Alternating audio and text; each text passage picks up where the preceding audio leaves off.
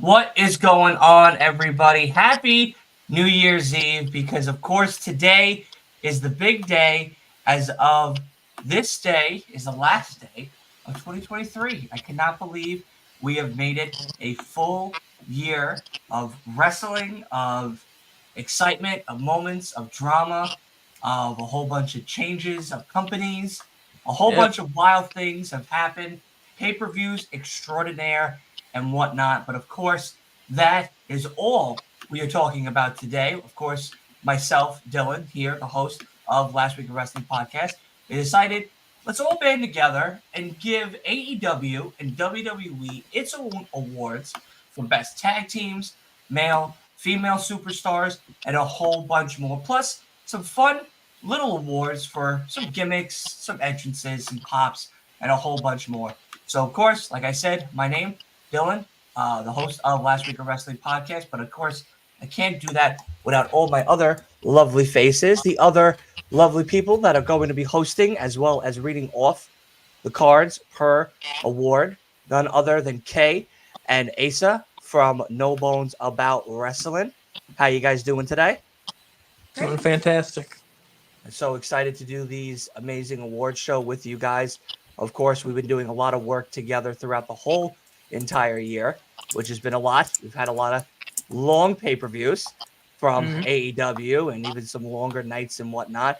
Of course, we do have someone that just joined us, none other than Willie from Willie Does Wrestling. What's going on, buddy? How are you? I'm doing good. I'm not in the most formal attire because I don't own formal attire, but I got this to get me through the night, and I got you amazing people to keep me entertained, and I'm ready to read off some awards. Awesome, awesome. And none other than the billionaire, Mr. Hart himself. Look at that grand piano in the back of his luxury 7-story condominium. My guy, Wolf Harris. How are you, buddy? What's going on? It's just like mine earlier this year.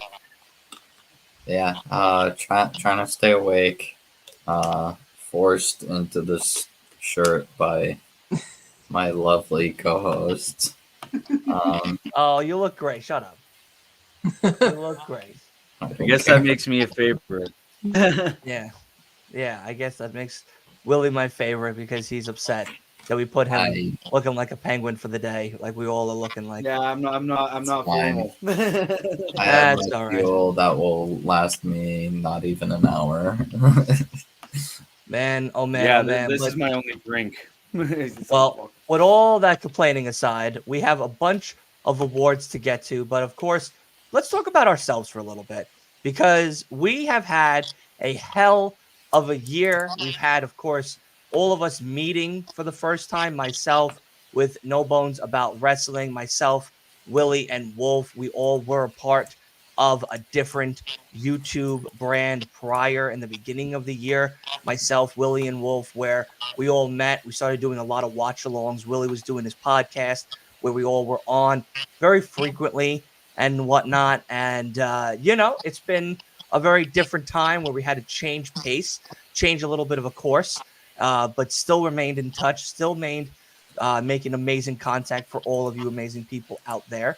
So that definitely remained the same. Wolf has been always the happiest of happy people because he's been along for the ride throughout it all with us, even from back in the day. Wolf, with all of his analytics that he's been giving, his rundowns, his comments, and of course his love for his lovely wife, Julia Hart, who retained that TBS championship last night at World's End. So maybe tonight or in the new year, she'll let him hold the belt this time around when she comes home. But then we met, of course, Asa and Kate Fabulous from No Bones About Wrestling, which they have a great story, which I hope they actually tell about how we all kind of met. And Asa took the chance on me to decide to give me a chance to have him on the podcast with his lovely wife. And if you guys want, go ahead. I would love them to know the story of how we all kind of met via Twitter, or now X as they call it. Sure. Kay, do you want to tell it? X. Well, one day, Asa was like, "Hey, I got this weird message on Twitter," and I was like, "Okay," and he was like, some high school kid wants us to be on his podcast. And I was like, what? That sounds like not a good idea. And he was like, no, come and look at this. And so then he showed me a clip of Dylan's podcast, and we debated whether or not we thought he was in high school. And we decided to take a chance on him. So Asa reached out to him. And the rest is history. But Dylan is the weird high school kid that sent us a message who's 29 years old. And basically, the first time we talked to him was to establish whether, in fact, he was over 18 or not. Yeah. Because if he was, we would, go on his podcast. But if not, I didn't want to associate with him. I don't want to associate with, like, the delinquency of minors, because I curse a lot. I say a lot of bad things, So I don't want that on the internet, talking to children on the internet, That's a bad you don't want Chris thing, Hansen at your front door. Yeah. Exactly, right. Yeah. So, and I thought, I literally thought he was, 16 years old when I first saw the video. So, yeah, like I said, the first conversation was to, really just determine his age. Yeah. That's hilarious. I still find that to be one of the funniest stories that I've ever been told about how somebody met me. I don't know, Willie, Wolf, do you have any funny stories that you guys would like to share about how we all kind of interacted with one another prior to where we're at now going into 2024? I got nothing. I just was like, I just got on doing content, and I was like, hey, I'll do this because I like the idea. Yee. Willie? Yeah, from the little content banner that we were on, I was like the big content creator, like the most frequent one out of them all. And then when Dylan joined it, I remember getting a text that was like, hey, this guy joined our thing and would like to be on a podcast with you. And I was like, sure, why the hell not? I was a lonely boy at the time. And then I think our first video was a video about what was wrong with AEW. And I remember it being like an hour long, but it was mainly Dylan talking. It was mainly Dylan talking, and he was just talking for hours. And I was like, this guy is very fucking great. And ever since we did all the reviews and stuff, Wolf came on, and the rest is history. And then Dylan met Asa, and we just became one big happy family, which is great. Yeah, that's funny. Yeah, we met through a friend at the time. I got like a DM from somebody, and it was very nice, very kind and everything. And they were like, hey, we do these podcasts and reviews and watch-alongs, and we would love for you to be a part of it. I've been watching you for a little bit, and I just started. I just started as an audio-only thing in January, like a week before the Royal Rumble. So, I didn't know if this was going to be anything to where it is now. I didn't expect how people actually enjoy listening to me complain for hours and crazy takes that I have and stuff. So I kind of was like, yeah, sure, why not? I'll join. And then he was like, oh, you're gonna do a watch along. So I figured it was gonna be like me and like a bunch of people, and it was just me. And I was like, I never been on camera, and I don't even take photos and stuff in general. So being on camera for the first time was weird because I was like, what do I say? What do I do? And it was in my room, on the opposite side of this room here. We did it, and it was me and a good buddy of mine at the time. And yeah, it kind of just continued going. Me and Willie kept on making great content together. He was doing great things over there. And then eventually we decided to part ways, and Willie and I stayed in touch. Wolf and I stayed in touch. We then did the draft of the 2K series, which was great.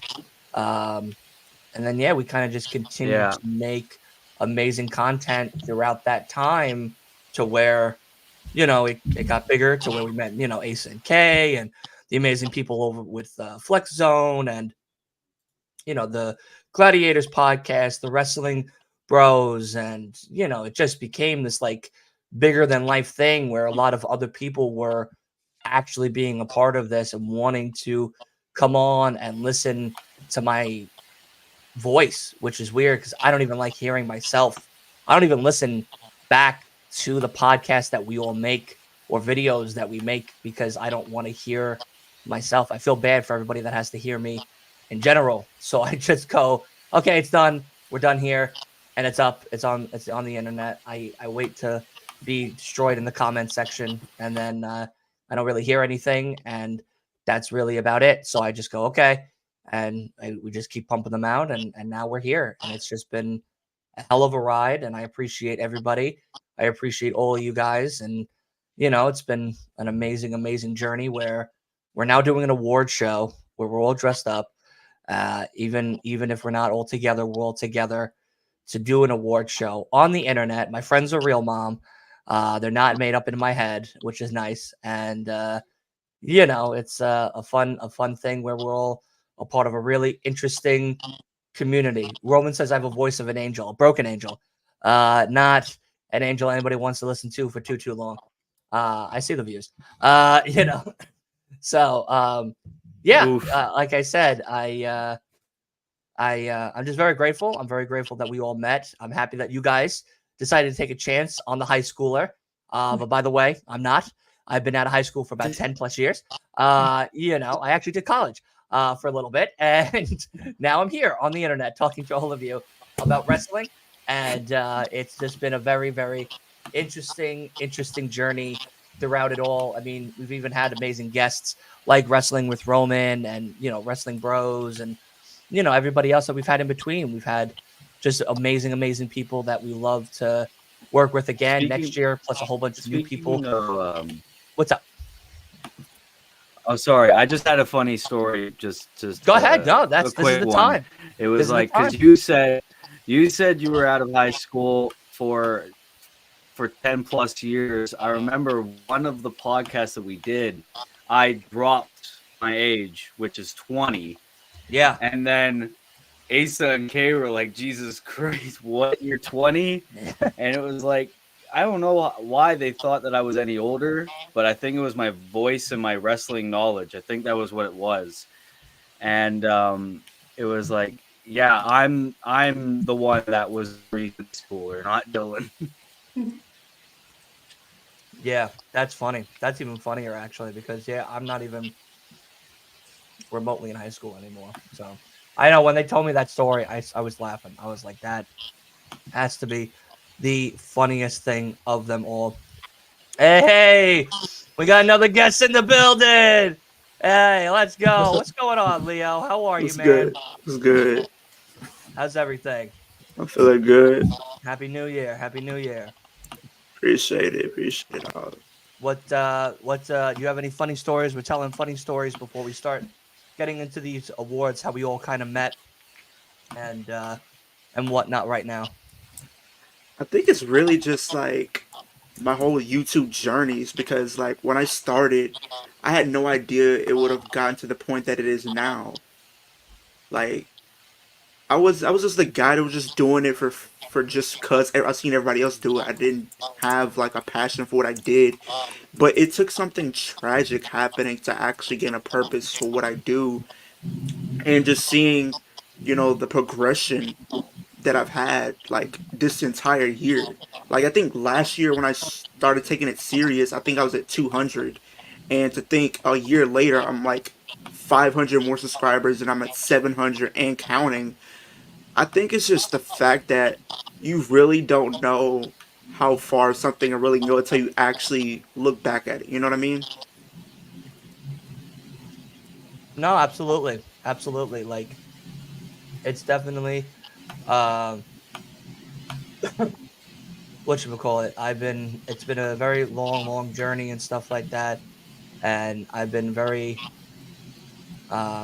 grateful to meet all of you guys and just be a part of everything right here. We have another amazing person coming in saying, shout me out too. Plus, please. Plus, I forgot when Dylan uploads a TikTok because when I go on TikTok, I watch scary stuff on here. My guy, of course, we can't forget to shout you out. What's up, Slen? How are you, buddy? Hope everything is well. Happy 2024. Of course, Big AB here. And of course, Wrestling Ramon and Wrestling Bish as well from the Wrestling Bros. It's been a crazy year. We're not even going to get into that last comment there from Big B. We're not talking about wrestling Welcome to like the that Common tonight. PK. He goes, hopefully Dana Brooke will dethrone Rhea in 2024. We're not talking about that right now. We're talking about awards, baby. We got to give out the awards, baby. All right. We're not talking about no damn thing about dethroning. Plus, Dana Brooke can't wrestle. Anyway, I'm gonna let that one go. you're gonna let that slide. You're gonna let that slide. You gotta let that slide. Reminiscent, how are you? Yeah, so it's been really great. I'm so happy I met everybody, and I love you all very much. I can't wait to make amazing content with all of you guys in 2024. Maybe not so much with Wolf because he's a big Julia Hart fan, and we're not all big Julia Hart fans, but not for nothing. No, of course, Wolf. Since when did he become the butt of the joke? I must have been gone for a long time. No, Wolf's always been a good guy. I love good. I love Wolf, and he's been really good with all of his analytics and takes and stuff like that. He might go on rants and paragraph essays and stuff, but we do appreciate all of what Wolf offers here because we appreciate Wolf, and one day we'll have a Wolf Appreciation Day, maybe in 2024, where we highlight some of Wolf's long essays into clips, so that way we can appreciate Wolf to the highest degree. But let's get into the actual show itself. Let's get into some awards, people, because of course we have best gear, we have best entrance, best gimmicks, best promos, best pops, best all these awesome things that all of us decided to get together and narrow down some choices. We uploaded them all, of course, on Twitter for all of you to vote upon to make the final decision. That's right. If you go to twitter.com/LWIW podcast right now, there is a mountain of choices and polls for both AEW, WWE, where you guys can vote upon your favorite of favorite people. And as we do these polls, we'll kind of see how they are throughout the night. Some may change, some may stay the same. We might get some crazy awards where some people might upset someone dramatically. But of course, let's get into some of our top picks before we get into everyone else's top picks. And let's start with the gimmicks, because there's been a lot of fun and exciting gimmicks in both WWE, AEW. Of course, we had Neck Strong, Danhausen. Of course, we've had like Bray Wyatt and Alpha Academy's little thank you, and the dancing, R-Truth coming in with his little gimmick as well. So I want to go around the table. We'll start with UK. Who has been on WWE your personal favorite gimmick and personal favorite gimmick on AEW as well? Well, I'm going to do AEW first because it's easier. Roderick Strong is my favorite. Oh, wait, I'm going to change it. I'm going to change my mind. Tony Storm. Tony Storm is my favorite gimmick on AEW. She was just like fully embraced it. I love that they do the black and white every time they film her. I love her dedication to her character. I love everything about it. And I just can't wait to see it continue in 2024. WWE is a little bit harder because I stopped watching it. But I'm going to go with I'm going to go with the Witches. I'm going with the Witches. The Witches. Okay. I like that. My guy Asa looking so fabulous with his bow tie. My guy, what are we thinking? Who's your favorite? My favorite gimmick in AEW. No, my favorite gimmick in AEW. Same. Tony Storm. She's killing it. I mean, that character is hilarious. Everything she does accentuates that character, and they just keep adding levels to it. You know, they add Luther, they add Mariah May, they add her private dressing room. They add these little films. They just keep adding layers to it, and it's very funny to me. Um, and it's very smart, I think, too. And I enjoyed the entrance last night very much. Um, yeah, I love it. She's very funny, very good comic timing as well. And like having the guy from TCM, Turner Yeah. Classic Movies, introduce her. Yeah, That one time was just so brilliant. Like Yeah. they're just really digging in wholeheartedly. Sorry, I didn't mean to interrupt you. I just got excited about Tony Storm. So in WWE, my favorite gimmick, Bray Wyatt, and we had some discussion. What was he the Fiend this year? Was he not? Was he just Bray Wyatt? Whatever the fuck he was this year, Bray. We'll call him just Bray Wyatt. So that he was my favorite gimmick. Just him being creepy and weird and doing his thing, and he is sorely missed already. That he's not around and doing his thing and adding that to the shows and adding that layer of weirdness and the unexpected and who knows what he's going to do, because you never knew what was going to happen when Bray Wyatt came out. You never knew, and that was part of the fun with him. And yeah, sorely missed. Yeah, absolutely. Very tragic loss in the wrestling community, losing Bray Wyatt. I remember we were all going to do a watch along or a podcast actually the day that Bray unfortunately passed and left us. And, that next day we did a podcast. Yeah, we did a tribute to him before the watch along for SmackDown. And yeah, it still hurts for sure. He's definitely one of those very fun, creative geniuses that really knew how to expand the audience in that deeper collection of just affection for what the business was, and that being taken away so soon in such a sad way. We definitely feel that emptiness, still to this day. SmackDown doesn't always feel that way the same because of Bray's passing. So definitely miss him. RIP to Bray Wyatt, and much love to his family during these holiday times, and especially with the new year coming. But Willie, who's your favorite AEW and of course WWE gimmick?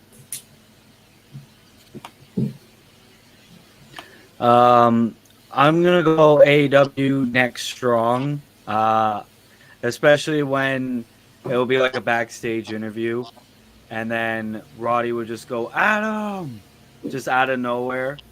Roddy was a very good comedic character. Now he's a serious heel. But I think Next Strong was my favorite AEW gimmick this year. WWE, in terms of my personal choice, I would go main event Jey Uso. Just how over he is and he's able to expand on his own. I feel like that was a very good gimmick. I think honorable mention would be R-Truth being in the Judgment Day or wanting to be in the Judgment Day. That's my honorable mention for WWE. I like that. Mr. Hart, what are we thinking AEW, WWE wise? My favorite gimmicks in WWE was Dirty Dom. Still is Dirty Dom, but yeah, Dirty Dom has really been incredible just as a heel.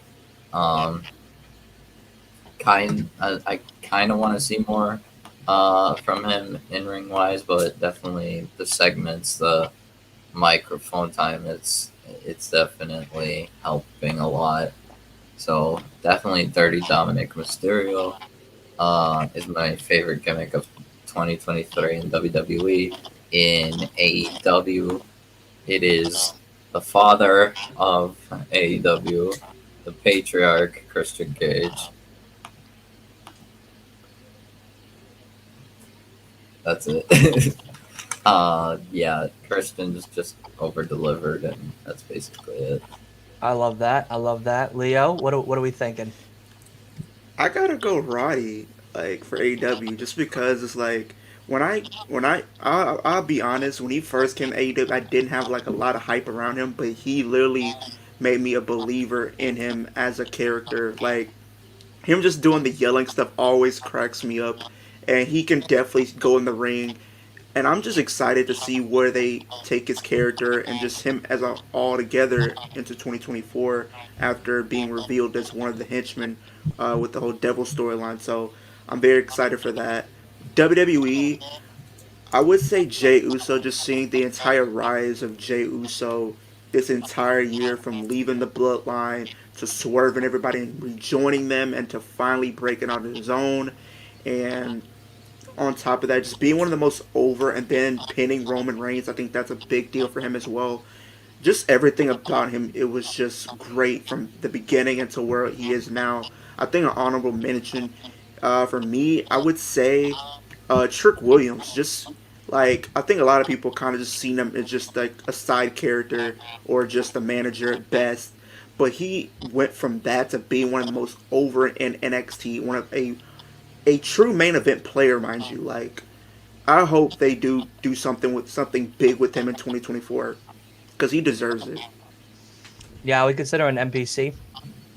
You know, he's an NPC type of character, non-playable character for sure. Someone you pass in a video game and maybe get like a quest from because he's afraid to do the quest or something. So yeah, that's who I would consider Trick Williams to be. Wow. No, I'm just kidding. I'm just kidding. Wow. Let's see what the fans decided to vote on because, of course, the choices for WWE gimmicks here were Chelsea Green, unbelievable. We can't believe we said it. Chelsea Green and Dirty Dominic Mysterio, and the winner of Best Gimmick of 2023 WWE is Dominic Mysterio with 75% Okay. right there. I wish I had a clapping. Do I have a clapping thing? Hold on. Yeah. Yeah, there we go. Let's clap for Dirty Dom. Hey, Dirty Dom, Dirty Dom. Of course. Excuse me. He Of deserves course, it. yeah, definitely deserves it. Two-time. His growth alone from where we used to say, damn, he needs to go to NXT with those other non-playable characters to really learn how to be a playable character, to being a true protagonist in WWE. Dirty Dominic Mysterio has won our best gimmick of 2023 for WWE. Unbelievable. Kay will do I the think next one. antagonist is more accurate, Well, seeing as I'll- everyone I'll, hates him. I'll give him protagonist. We gotta listen. He's already trying to steal the gimmick of Christian by saying that he hates his dad, and Christian's already hating all the dead fathers out there. So it's just like, how much leeway could we give such and such for them and whatnot? But of course, we also had AEW one, which I got to pull up right now. And oh man, we're gonna have to actually make a unanimous decision on this one because hold on, I gotta type it in the thing. We should have prepared a little bit better, but that's my fault as I fell asleep. Roddy and hold on, God, this is terrible. Randall. Randall. Kay, I sent it to you in a private thing. Randall. They're actually tied. Oh, they're tied. Okay. They're Wow. tied 50-50. Roderick Strong and Tony Storm for Wow. best gimmick of 2023. Wow. That's a hard one. That's a hard one because either one of these can work. Any one of exactly, Leo. Any one of these gonna work.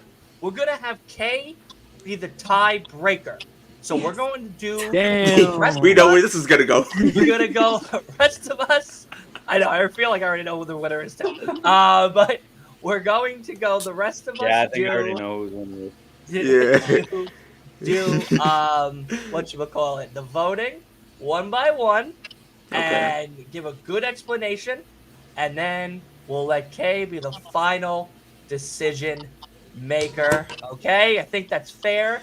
Of course, if the fans who are here with us, all 9 of you, Roderick Strong and Tony Storm, are tied right now. So if you guys want to place your vote, leave it in the chat, and we'll also add that to the voting score as well for Kay to make it maybe a little bit harder for her not to pick the easy winner that I believe we know she's all going to pick. But nonetheless, we'll go with the lovely Asa. Who do you got for AEW's best gimmick of 2023? Tony Storm. Yeah. Mm. Like I said a minute ago, she's just killing it, and she has like become that gimmick. You know, everything she does, every movement she makes while she's out there is part of that gimmick, and she's doing it the best that anyone could do it.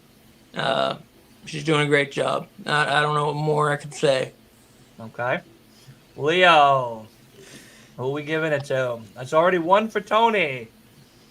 Roddy. I gotta go Roddy. Roddy! Yeah, I gotta go Roddy. Oh, Adam. All right. My guy Wolf, Roddy or Tony? I have to go Roddy. Hey, Roddy for 2. Yeah, I'm not yet sold on Timeless Tony yet. Wow. I mean, it's not bad, but like I don't know. It feels like it hasn't gotten something big yet. It needs something big, and I think they're waiting on it. Are you just upset because her gimmick's better than Julia's? Oh, just Wow. No. Well, no. Tony has a gimmick. Julia is just Julia. Julia doesn't have a gimmick. So. People. It's supposed to be an award show. No, but seriously, I'm genuinely just not sold on, fully sold on Timeless Tony Storm yet, just because I feel like there's not enough given to her, which can change, which probably will change in 2024. Better change, otherwise. Better change because. And beat you up on that grand piano that you got back there. Not the grand piano. Not the grand piano. But for 2023, I'm gonna say Roddy because Roddy has been incredible. All right, Willie.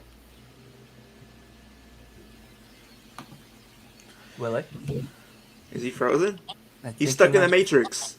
He's stuck in the Matrix. I'm gonna go Roddy. Yeah. Wow! Let's 3 go. for Roddy. Let's go. God, I'm gonna go Roddy because I feel like his comedy hits more, and that's my personal opinion. His comedy hits more. It's more funny. He had the whole fucking neck strong thing. He's just wrestling, acting like he's fucking dying. He's got the wheelchair and the weird ass glasses. The funny segments with Adam Cole. I gotta give it to Roddy, man. I have to. They were so fucking crazy this year. Well, yeah, the house segment too. We're gonna have another tie on our hands because I choose Tony Storm. Oh boy! I choose Tony Storm. I do. He wanted it to make it a tie. I think. I love. Yeah, I feel like you're planning that. Yeah, man, right, Willie. Man. Which means Kay is the final verdict. Is it Roddy or is it Tony? And if it's Tony, now hold on. We haven't really talked about if it's another fucking tie. Because if it's another tie, we're going to have to come back to this one here later in the show when the fans vote for it. We will have to leave it up to the fans at this point if you choose Tony Storm. If you choose Roddy... Of course I'm choosing Tony Storm. I figured. If you were choosing Roddy, Roddy was going to be the automatic victor. No. But you are choosing Tony? I'm choosing Tony Storm. Well, then guess what, ladies and gentlemen? We got another goddamn tie on our hands. We knew that was going to happen. AEW has come because one of our biggest complaints all year about AEW was the lack of storytelling in women's wrestling. And now the best gimmick in AEW, in my opinion, belongs to a women wrestler. Like, it's just so awesome. They've made such progress in that department. I feel like they should be recognized for that progress and for her great gimmick. That's a I very, mean, that's very true, fair but point.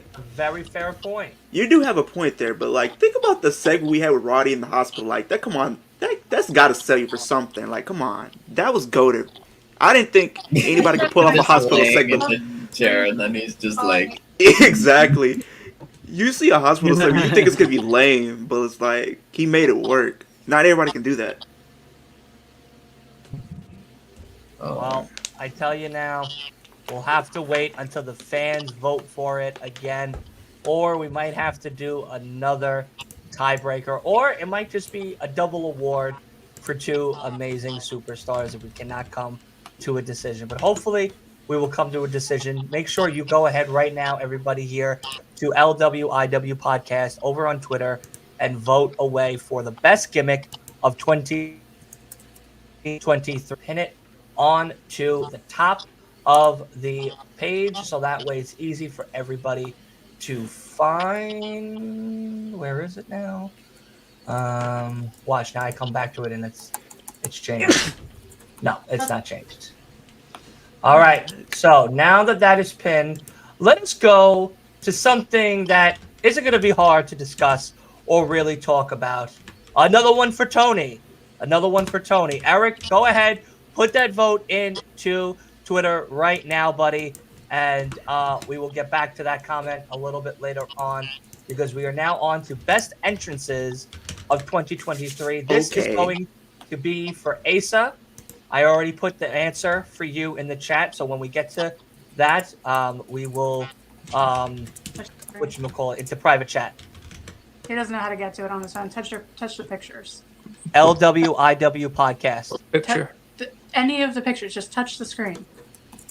And then Oh. at the bottom. I see. Sorry, he didn't know how to get to the private chat. No, It's I didn't. It's all right. Don't worry. We still love him. You know what I mean? It's We not still all. love him. He's the old man. He's the old man with the bow tie. All right. Well, we've had amazing entrances. He's gone. He's gone. That's it. He went into the private chat. He went into the private chat. He's so He fell in. He fell into the private chat. He was trying to exit the private chat and accidentally exited everything. So he'll be back in just a second. That's great. I love you, Asa. You're such a great guy. You know what I mean? Yes, yes. Wow. All right, there he is. There he is. Hey, bow tie and all. There he is. All right. Don't All make right. fun of me. Yeah. Well, welcome back, buddy. Welcome back. All right. So let us get to best entrances of 2023. Asa, you're going to say the verdict in a little bit, but before we do that, we're going to let everyone know what the two choices were, and of course, we're going to go a little bit around talking about why we got to these two choices as well. But unfortunately, it's one that, I mean, fucking ran away with it on this one 100% of the time. So we'll start with you, Wolf. The best entrances for 2023, of course, were none other than Karrion Kross and Bray Wyatt. Who would you choose between the two of them if you were a part of this awesome poll? I would choose Bray Wyatt easily. I do like Karrion, but Bray's just too good. So Okay. Bray? Yep. Alrighty. Leo? I gotta go Bray. I just think every time he made an entrance, I think everybody was heavily involved in what was going on and was ready for what he was about to say or what he was about to do in the ring. So I gotta go Bray Wyatt here. Okay. All right. My man Willie, who is not with us anymore. He'll be back shortly. And Kay also stepped away. Nope, back again. Okay. Fantastic.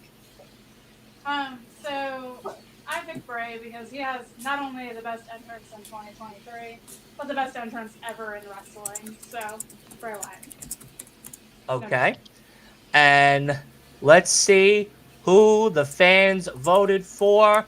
Asa, do you want to give away the winner? The winner of 2023's best entrance is... I didn't get to say my opinion. Oh, you want to say your opinion? Go ahead. I do. Yeah, go ahead. Bray Wyatt, and Bray I Wyatt. agree. I agree with Kay. I think he has the best entrance in the history of wrestling. Okay. And the winner is Bray Wyatt.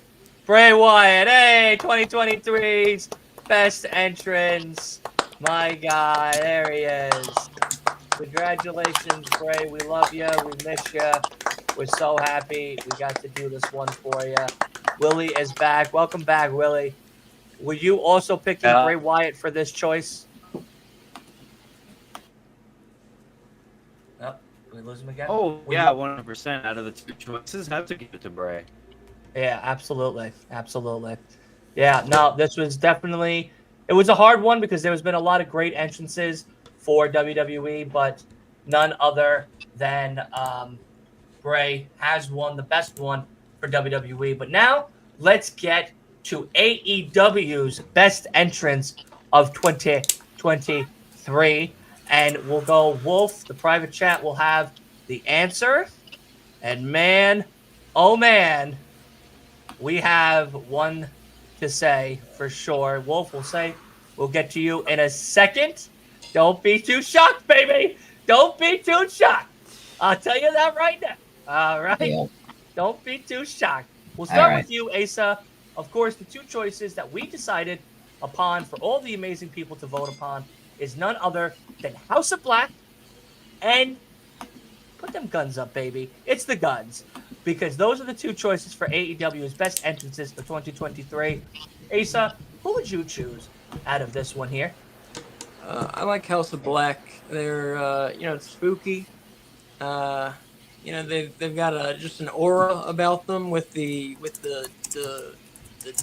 dark metal playing, and the way that they play the lights off the stadium walls and the crowd and all. And the lights will go off and they'll be in different positions and all that sort of thing. They've just got a certain aura about them, like a Bray Wyatt or like the Undertaker, that type of thing. That they've got an aura that they bring to the ring with them. Yeah. As part of their entrance. So yeah, House of Black. Okay.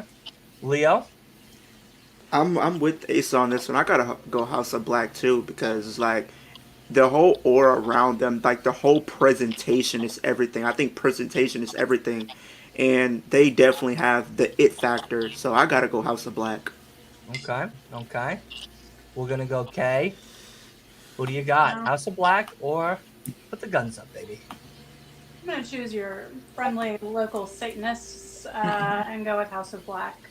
Fair enough. Reasons. Fair enough. Wolf, give us your opinion, and then, of course, give us the goddamn winner when I say it, because, my God, baby, we got one. I wish Willie was here to sing the song with me, but go ahead, give your choice before we reveal the answer. I am surprisingly picking the Guns because they had a really good entrance. The presentation was great, and while I love House of Black, it's just like it's weird because I think we've had a discussion of like we were specifically talking about like All In entrance, and while I did kind of like the tribute to Bray they did at All In, the gear kind of threw me off because they were dressed in all white. I'm like, they became House of White now.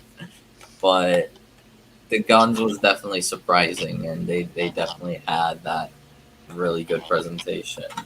So while I do like the House of Black, I will pick personally the Guns, and the winner is Many men wish death upon me, Lord, am I wrong and I can't see. Oh my God, we really got a damn winner on this one. I was there when they did this entrance for Many Men over there at the UBS Arena in Long Island, New York. It was so amazing to watch that. The Guns are your winners of Best Entrance of 2023. How do we feel? Spitting water. Spitting water. Spitting fucking water. Yeah. It looks so cool when they do it, though. Yeah, man. Wish death upon me. Blood in my dog, and I can't see. Yo, come on, man. There we go. Right, Is that, exactly. what is that? Is that It's 50 Cent. Many men. Okay. Many men. 50 Cent. Many men. I'm trying to be what I'm destined to be. it Oh, sounds come familiar. on, man. Come on. How do we not give it to them? That's the question. How do we not give it to Spit and Water to be the goddamn people to win that one right there? But let's get on to the next one, which of course is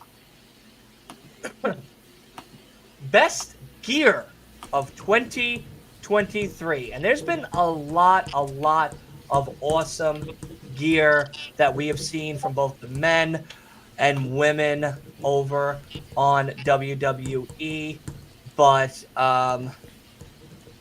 Leo, the answer in the private chat, do not say it until I get to you and everything. But yeah, so let's talk about, of course, the gear itself. WWE has had a lot of fun gear throughout the year, men and women. Santos, Selena Vega, of course, the Judgment Day, Bray Wyatt, and so many more have had some awesome gear attire. So let's go around quickly and kind of give our personal favorites out of the two, which was Seth freaking Rollins and Selena Vega as your choices to be the best gear of 2023. Kay, we'll start with you. Who are you choosing out of that group? I'm choosing Zelina Vega. She is the queen of awesome gear. Every outfit she comes out in looks fantastic. They're always different from the thing she wore the last time, often like drastically different. And she just looks like a badass all the time. Okay. Asa, what about you, buddy? Who are we giving it to? Yeah, going with Zelina Vega. She has various costumes. She's done Street Fighter cosplay. That's enough to get my vote. And she had that awesome Puerto Rican flag deal at Backlash. That was very cool. And those two really stuck out in my mind. And as far as Seth Rollins, I would put him on the list for worst gear, man. So forget him. Forget that. Yeah, I'm Worst gear. gear. Yeah, I don't know what the fuck he comes out wearing. He's dressed like a leopard chicken. Wow. Yeah, I don't know what he comes out wearing, man. Dresses and Wow, shit. leopard chicken. My God. My Not God. with that. He's Well, got some drip. That's what do Well, we think I between Seth and Selena? the options are stacked. They're both incredible. I believe when we were discussing our picks, we had two choices for each. I had both Zelina and Seth as my options. I unfortunately will not be agreeing with Asa or Gay on this, and my pick is the World Heavyweight Champion, Seth Rollins. Wow. But I love Zelina's gear. Zelina has been creative so much. Leo, don't tell who the winner is just yet, but who do you have personally between Seth freaking Rollins and Selena Vega? Zelina Vega for me. I like Seth Rollins' gear, but I think Zelina Vega just has it in the bag for me. I think all of her gear that she does for these different pay-per-views, like the one she had on Backlash, is one of my favorite attires that she's done. And even with some of the crossovers she's done as well, I think are just entertaining for me. I just love those gears. Okay. Alrighty. And the winner of 2023's Best Gear is Zelina Vega. Selena taking it at 60%, baby, as the winner of Best Gear of 2023 WWE Edition. Right there. Unbelievable. What an amazing win. She for deserved her. it. Well She deserves it. deserved. Well deserved. Not that leopard chicken, Seth freaking Rollins. Get him in the back. Tell him to stop wearing his wife's wardrobe, all right? And start wearing some different clothes, all right? Oh, come on. Nah, Becky's apparently jealous of Seth's gear. Yeah, She she's saw taking his all of her WrestleMania clothes. gear and He's taking all of her clothes. That's why she's Seth so Rollins, jealous. I feel like Seth Rollins kind of hit his peak though in 2015 when he had that all white attire at SummerSlam. I think that's his best gear that he's had, in my opinion. It's not a bad one. It's not a bad I one. think at Mania they No, showed he like looked like a I'm saying at walking Mania they Pepto. showed like a backstage segment like on Twitter where Becky saw his gear for Mania and she's like, "Where'd you get that? I'm so jealous." Because hers is like just a normal like orange and his is like all this red like floofy. Listen, if Becky Too wanted to come out in fancy. a jock strap, she probably would still get fucking cheers. All right. So, like, I think at this stage of the game, at this stage I don't of the know. It game, just feels like Seth spends a lot of money on gear. yeah, well, he has a person that does his wardrobe.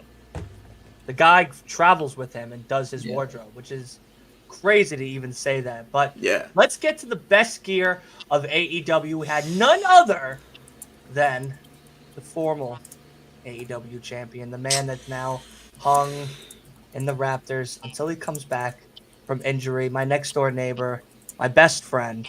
He might not say it on public, but he's my best friend. God damn it, he's not Adam Cole's best friend. I'll tell you that. That little punk bitch decided to fuck him over. All right, I ain't gonna get into it right now because I'll start having some fucking backlash right here and some words that's not gonna be so mince with everybody else. But nonetheless, my guy, my true legend, MJF, or if you like to swerve when you drive, so does Swerve Strickland as the second choice for AEW's best gear of 2023. I'll read the winner here for this one, but let's go around the room.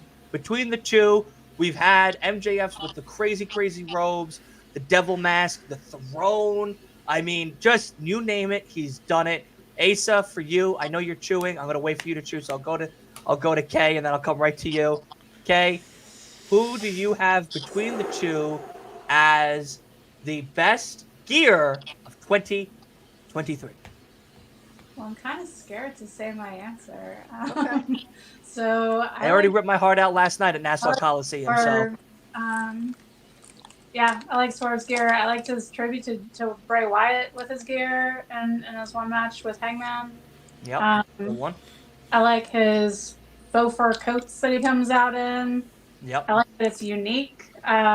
He's not dressing like anyone else in AEW. And yeah, I like Swerve's style. that's awesome. I love that choice as well. Wolf, are we Well, showing some love or are we showing some hate? Dylan, I'm sorry. My Whose yeah. house? Ming, just like Nassau Swerve's Coliseum. house. Oh Swerve is man, my man, oh pick. man. All right. I guess Swerve will get it. I guess we'll see who the winner is. But Asa, my guy, who do we believe has the best gear of 2023? Yeah, MJF. Like you said, the Thank you. garish robes. Sorry, It's my okay. dog's barking. She's freaking out. The garish robes, the whole devil thing. You know, bringing him in on a throne. All that deal seals it. You know, very cool wardrobe for him. So MJF, yeah. Leo, I gotta Talk go to me. MJF. I got MJF too. I gotta go MJF. Like his gears is like some of my favorite ones. yeah. I like Isaiah Swerve Strickland's gears too, like the one he had for like the Fiend. That was like one of my favorite ones. But I gotta go MJF. Like his whole throne entrance that he had, I think that's like my favorite entrance ever in AEW. Yeah. Yeah. Well, I wish the internet thought the same way because none other than Mr. Swerve When You Drive has won Best Gear of 2023. And look, it's not that by far, it's not by much. It's only 20%, for the time. But I'll tell you now, of course, MJF has one of the most lavish and luxurious robes of them all, just like the stunning Ric Flair himself, the Nature Boy. And Swerve does come out with some great, great gear. But I think a part of his gear that we're all missing is Prince Nana. Because when you see Swerve, you don't just see Swerve. You see Prince Nana, And that's when you got to start dancing. You got to set into that fucking song. Yeah, exactly. Just like Wolf, baby. Get down with it. Get down with it. There you go. There it is. Hey, hey. Absolutely. Absolutely. Really, yeah. And that's exactly right. I mean, Swerve, listen, I was there last night, and when Swerve came out, I stood the fuck up, and I was just swerving when I drove. Everyone was As like, you please slow should. down. And I said, shut the fuck up. We're here. We're doing a goddamn great deed and a great service, and we're doing the Swerve when you drive dance. And yeah, absolutely. Swerve definitely won this one. In my opinion, I love Swerve as well. So either choice would have been great. Of course, I will always choose for my next door neighbor before anybody else. But you know, there's other good choices. I guess I'll have to choose one of them. So Swerve When You Drive has won Best Gear of 2023. Asa, we're gonna go to you for the WWE version of Gear of 20. Oh no, we already did that one. My You apologies. did that one, yeah. Yep. Okay. We gotta go. So now let's get to something that might have struck a little fear into the hearts of millions and millions of people, because we're going to do best promos of 2023. AEW edition first. We're going to switch it up a little bit. We're going to go AEW first, and we'll start with Wolf on this one. The choices were MJF or the patriarchy himself, Christian Cage. Who are you choosing? I do love Christian, but yeah, I think without much contest, it is Maxwell Jacob Friedman. He's a generational talent. He's that good. Just He's better than you, baby. yeah, he's just so good at everywhere. Just on everything he does. Like this guy is a megastar easily. Yep. Okay. Christian or my next door neighbor? Please, your next door neighbor, definitely, hands down. Generation Okay. down, not just better than me, but better than everybody. He's Exactly. awesome. All right. You fucking tell them. You fucking tell them. All right. I don't know why they didn't give him best fucking gear either, but you fucking tell them, okay? All right. Leo, if you said the wrong goddamn answer, you're out. Why would I choose the wrong answer? It's do you MJF got? all day, every day. That's what I'm talking He about. never has a bad promo. You don't miss. This is the guy is the very best. The best at everything. He doesn't miss. MJF miss. all day. You don't miss. He is him. He ain't that other schmo that decides to call him him. He is him. All right, Exactly. Wolf? Carmelo Hayes stole that gimmick from MJF. He is him. All right? He did. Damn it. He is him. And Asa, who do you have? And then we'll announce the winner. Yeah, I pick MJF. I mean, like everyone else says, he's always great. He can do a heel, he can do a face, he can do a heel and a face in the same sentence sometimes. You know. Yeah. Yeah, he's great. He's the best on the mic around right now. I think either company. And the winner though is MJF. Yeah, that's what I'm talking about. Yes. MJF with a goddamn landslide. 75%. That's right. 75% of people decided that my next door neighbor, my best friend, my guy of guys, I am him, he is I. MJF is the winner of Best Promo of 2023 in AEW. Unbelievable. An absolute glorious win to a glorious man. And we hope that he's home enjoying Piper and his lovely girl that I know we all know who she is as well. Not the one that's a painter anymore. He upgraded, as he says, to somebody else. So hopefully he's enjoying. You know his cat? He's got a cat that he loves a lot. He loves Piper. Shout out to Piper. Yeah, Is that a cat? loves. That's the cat. Yeah, cat's Oh. name is Piper, just like Roddy Piper. Yeah, which is great. But unfortunately, Kay, you will have another one on your hands. Well, you will be the tiebreaker of this next one, because the best promo of 2023 for the WWE is up next. And Wolf, the choices are Cody Rhodes and Bray Wyatt. My guy, who are you giving it to?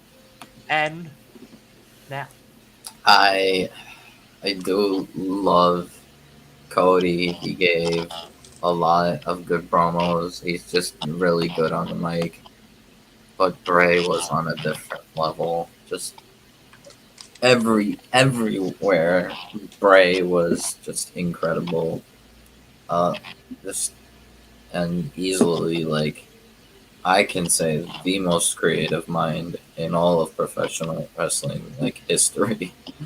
Um, yeah, there's not there's no bad thing with Bray Wyatt. Uh, it was all good. So yeah, I will pick Bray. okay, Asa, who do you got? I agree with Wolf. What he said. Bray Wyatt he was great for his time, and he was also seemingly way ahead of his time. It seemed like the fans that got him really got him in his promos and really loved him, like me, like Wolf, like we know how great he was. Yeah. And but some fans really didn't get with it. I mean, he was kind of divisive. Um, Yeah. so like I No, said, ahead of his time in that way. So you just think, where he was in his head, where the wrestling business will be in like 10 or 15 years, as far as the money that they spend on uh, gimmicks and stories and things like that, and the way that they tell stories. Um, I think, at least, I think wrestling will be changing to the way that he envisioned it. Definitely, um, just because it always changes, and that's the way. Um, just more um, character based, building characters and building and building and building the characters. I think that's where wrestling is headed, um, because that's where the money is, quite frankly. And I'm getting off topic. I'm sorry. it's okay. Bray It's Wyatt. okay. Bray Wyatt was fantastic, though, and like I said, just way ahead of his time. Very talented, and deserves a lot of awards, especially this one. So Cody Rhodes. Bray Wyatt. Oh, okay. I thought maybe you were saying Cody Rhodes with all of that. Leo, who do you got out of these two, buddy? I gotta go Bray. I think his just ability to storytell was just unmatched. I feel like every time I seen a Bray Wyatt promo, I always felt something because I felt like he was really just being genuine and just being himself. And everything he did, he made every character and iteration that we've seen over his entire career something to watch, something to get invested in. What if it was the swamp gimmick, or like the Hawaii fan, where it was the Fiend, or even his gimmick before his unfortunate passing. He put everything into every gimmick that he's had, and I think everything he just did was just unmatched in my opinion. So I gotta go Bray Wyatt. No, it's a good pick. It's a good pick. But Kay, who do you have? And then of course we know already that it is a tie between Bray and Cody, but um, who do you have if you were to pick? Well, I have the same person everyone else has. I have Bray Wyatt for the same reasons. I mean, Cody is a great promo. Nothing against Cody, but Bray was in a league of his own. Yeah. So Bray. Yeah, and I think yeah, I know that it's a tie, and the last one was a tie between Tony and everybody else, and we'll let the fans decide that one because that's a little more of a fun one. But I feel like here I see a bunch of the names already in the chat saying Bray as well, so we're going to give this one to Bray Wyatt. Undeniably, for sure, Bray Wyatt. His promo skills were like Asa said, ahead of his time. And that is hopefully what the wrestling industry will be this year going into 2025 and beyond. So that way we see that growth of pure character building and character development and everything, because he definitely was in a league of his own. There was nobody that could touch him on the mic, for sure, when it came to promos. But Cody had some great ones, of course, some memes that came with it. The Squidward walk of 2023 was iconic, and it's still iconic. If you see Squidward walk, you think Cody Rhodes now. You don't even think Squidward anymore. He's outshined the octopus down below. But yeah, Bray Wyatt will win 2023's best promo for AEW. Let's give it up for Bray Wyatt, everybody. There we go. There we go. All right. Now, on to another fun award, as us here at the Last Week of Wrestling podcast do each and every week. Let us go, because we've done a bunch already, which is we're flying pretty steady right now. How many has Bray won? Is that 2? Bray has won 2. And I think that's fair. This has been a very fun thing. All right, now let's get into the big pulp of wrestling, because we've had a few of them. Of course, the return of Adam Cole. That man-child Phil decided to step his greasy claws into WWE again. Pepsi Boy and all. Bad Bunny. And so many more. Let's start with the WWE one. Oh, shit. Actually, we'll start with the AEW one, because we have another fucking tiebreaker that we'll have to do for the WWE one. Yep. Biggest pop for AEW. Wolf, this is going to be for you, the winner. Do not say it until we get to you, buddy. But we'll start with UK. Who out of Ospreay and MJF do you believe is your biggest pop of 2023? So if I'm remembering correctly, it's both of them at All In, right? That's what we had said. Yeah, I think so. No, I think Osprey was his debut for AEW at Full Gear, right? No, Ospreay was at. No, I think we're talking about All In. Osprey winning at at All In. at All In. Because he was in front of 80,000 of his countrymen. Oh. Ospreay, because he was in front of 80,000 of his countrymen. Oh yeah. So, You're right. As loud a pop as you can get. Yeah, I forgot. Yeah, that. Yeah, that's hard to top that. Yeah. So who do you got? So I got Will Ospreay because you can't top it. What do you mean? I thought it was MJF. No. Those 80,000 people there weren't for Will. They were for MJF. No. It was his countrymen. They were all there for him. Damn. Will Ospreay. Not even 80,000 could get my boy back on the ring. Grumbling. Unbelievable. It's who are you giving it to? Same answer, same thing. Will Ospreay. God damn it! No love for the injured vet. Yeah, No just love for the injured vet. 80,000 of his fellow countrymen. Yeah, What a handicap! Yeah. What a handicap! loving him. Go back, watch Okay. the DVD. I will. People I will just have going to. crazy. Well, did you get it right? Do you have the DVD now? Yeah, We have all Yeah, the DVDs. you'll we have have to. all We'll the have to. DVDs. We'll have to rewatch it, and I'll have to prove that you were wrong. That it was MJF that they were popping for, and not Will Ospreay, because it was very silent during Will Ospreay's thing, which is very weird because, like Kay said, countrymen. I mean, it's his backyard for Christ's sake, and yet Will Ospreay was mute.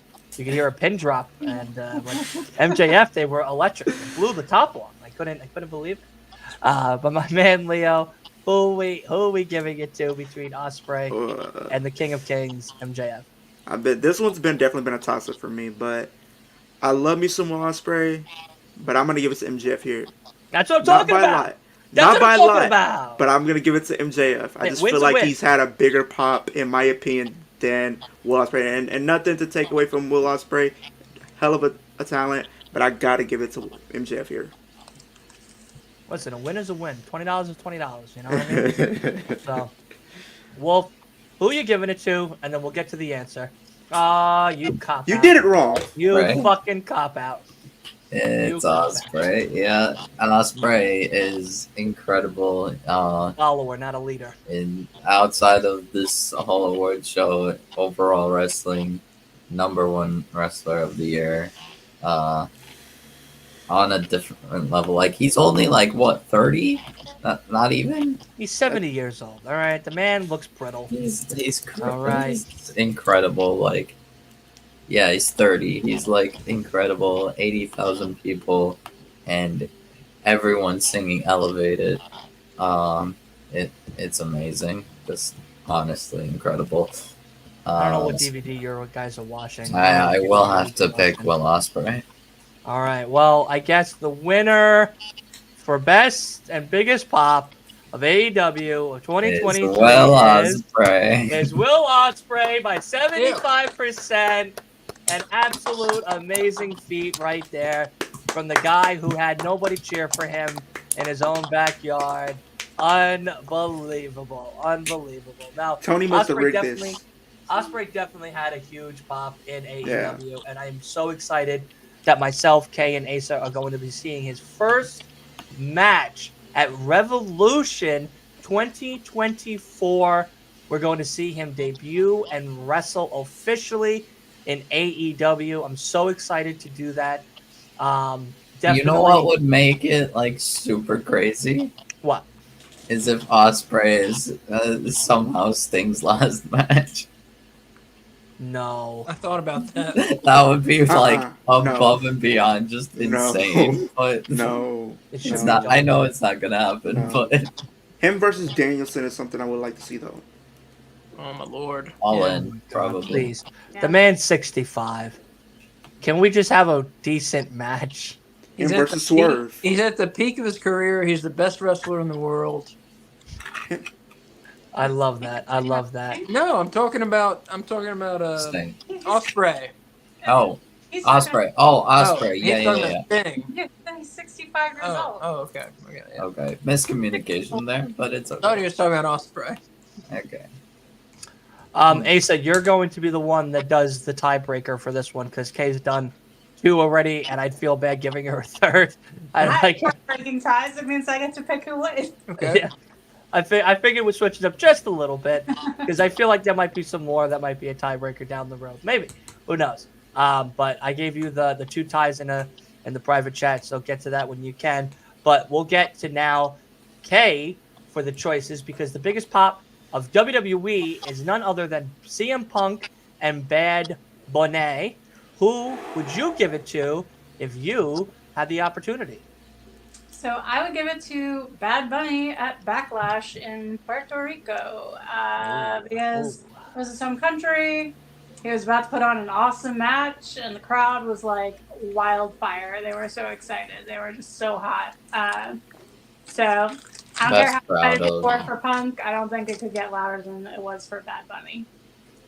That's very fair. Wolf, who are you giving it to? I'm I was very torn on this because Puerto Rico was honestly the best crowd in the WWE that I've seen Can I in ask you a like question? a decade.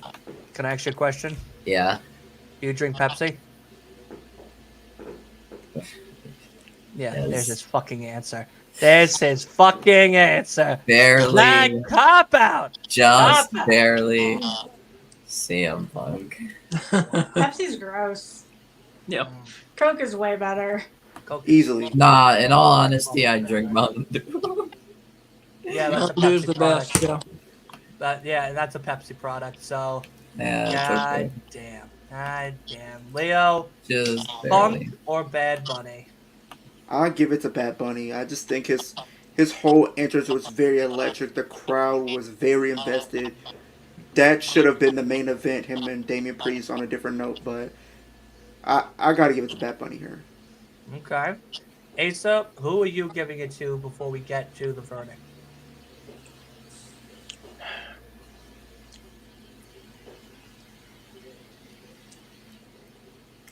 I gotta go. I gotta go with Bad Bunny at Backlash. Yeah, that crowd was crazy for him. Yeah. Uh, Yeah, and that's like the best crowd I've ever heard in yeah, and I mean WWE. they had energy. The difference is they had energy built up. They knew he was coming out. They had energy built up and like waiting to go crazy. The CM And Punk they were people, going crazy all pay-per-view, all night. yeah, yeah, and the CM Punk people, they didn't. They just had the energy in the moment. So Yeah, it was different. They didn't have as much energy yeah, as the Bad Bunny people who had like crazy energy built up, waiting for this song, yeah.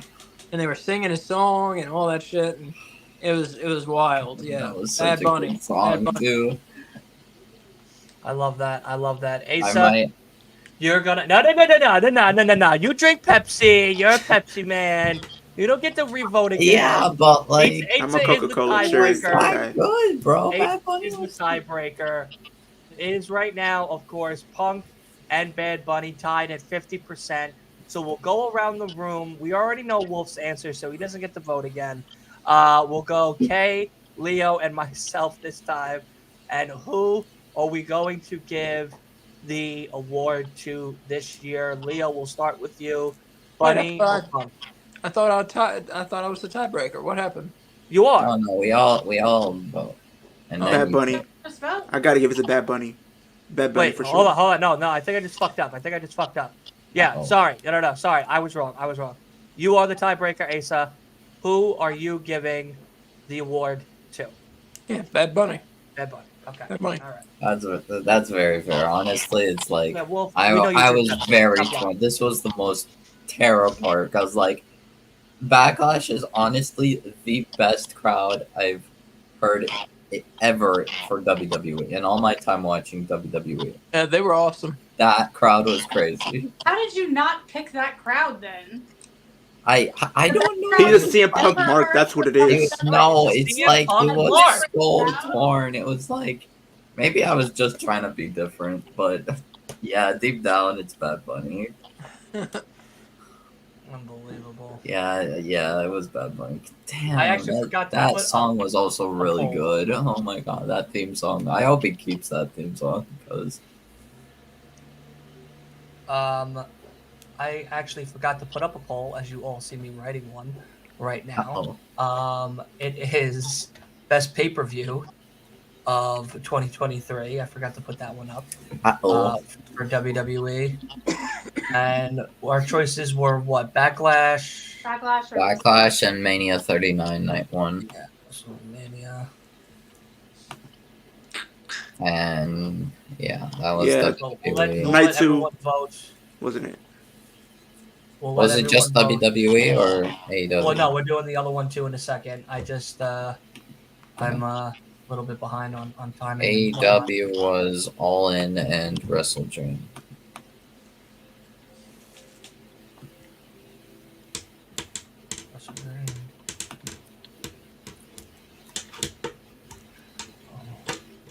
All right, so everybody right now, go ahead back over to LWIW podcast right now and go ahead and vote for your favorite best pay-per-view. And we'll get to that choice a little bit later on in the show because Dylan forgot to do his job and put in the thing. And let's get back to the fun ones, though, because we're going to end on the Tony Storm Roderick one in a moment. Oh, no, I did put it up already. All right, never mind. I'm an idiot. I already put it up. I did put it up. Oh. All right, never mind. I am a genius. I am the smartest man alive, as Billy Madison would say. So we'll go with Wolf here. Woo! This was a close one. This was a close one for sure. I'm just writing the answer for Wolf to read, not now, in a moment, over on the private chat. But let's get to Asa, who called the shots on the last one. Best pay-per-view WWE of 2023, WrestleMania Night 1 or Backlash. Who are you giving it to?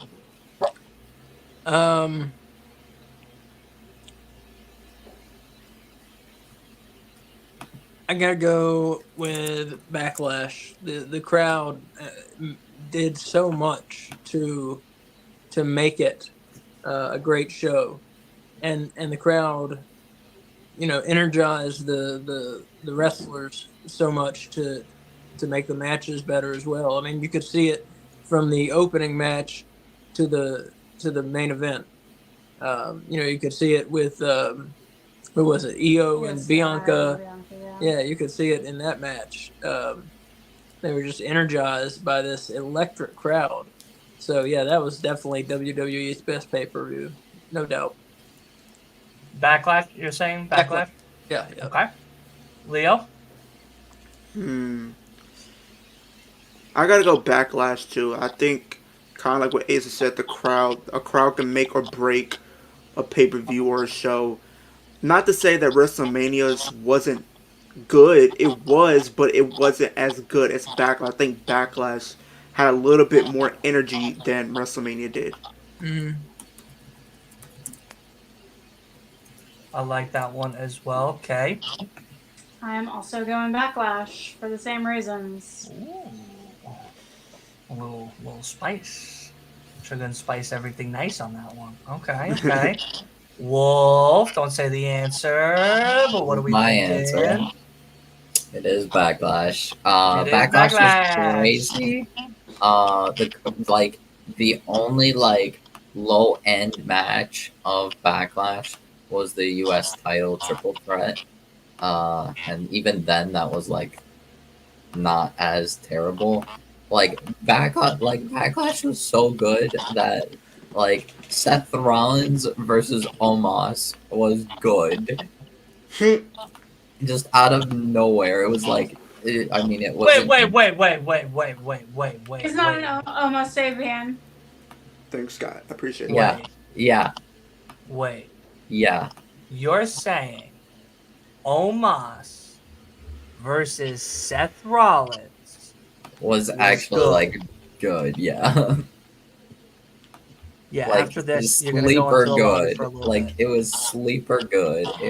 That was probably Omos's best match, in his career. But The Beavers quit because it's New Year's Eve on the dam, so the internet was shut down for the rest of the night. That sucks. The Yeah, it thing does is, suck. I mean, Yes, it wasn't insane, obviously, but still, it was a pretty decent match.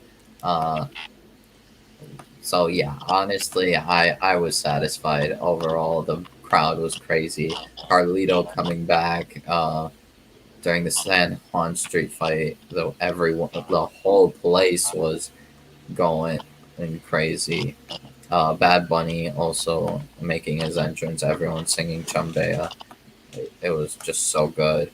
Night 1 of WrestleMania 39 was incredible, but that energy was insane, unbelievable. Without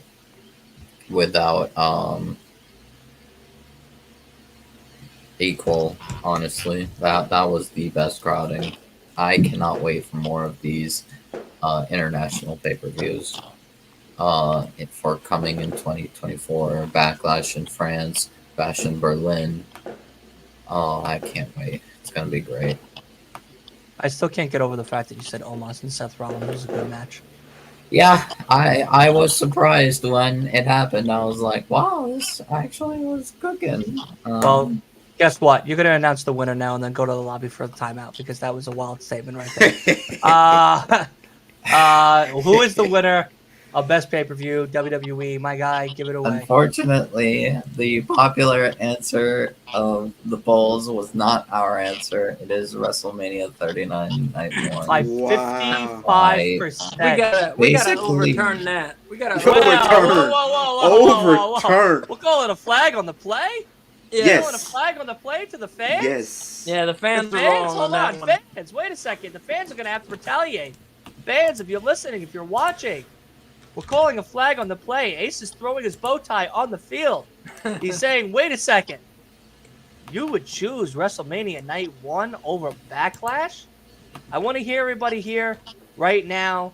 Do we believe that the fans are staying true to what they've decided? which is WrestleMania Night 1 was the best pay-per-view?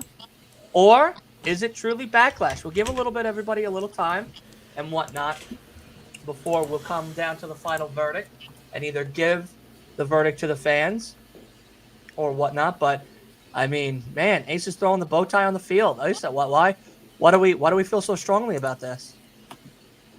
Just, I mean, like we said, the energy unmatched.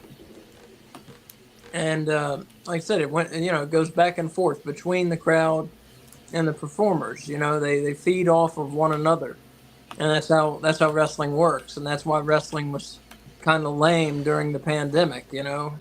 Because it has to have a crowd. It's supposed to have a crowd. That's how it works. Okay.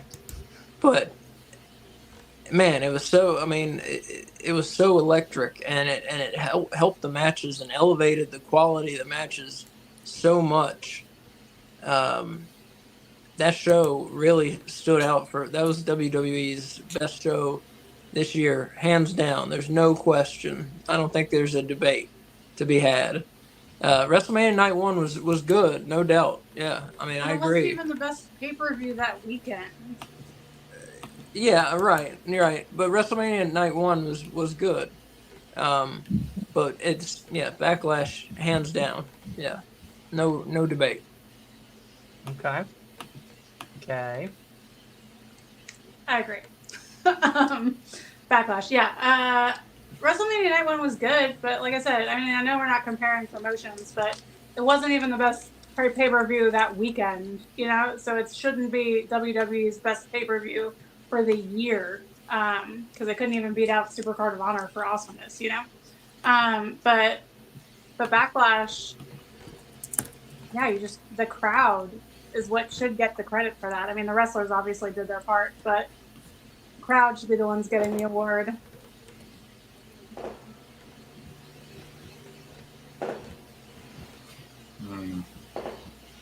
Wolf, I think it's your turn. Oh yeah. Pay attention. We're doing an award show, buddy. Sorry, I was kind of going through the pay-per-views. Are you looking at Julia Hart? I think it is Backlash, just barely. Like WrestleMania 39 was really good. We had really good matches, like Rhea Ripley versus Charlotte Flair, Dominic versus Ray, Kevin Owens and Sami Zayn versus the Usos.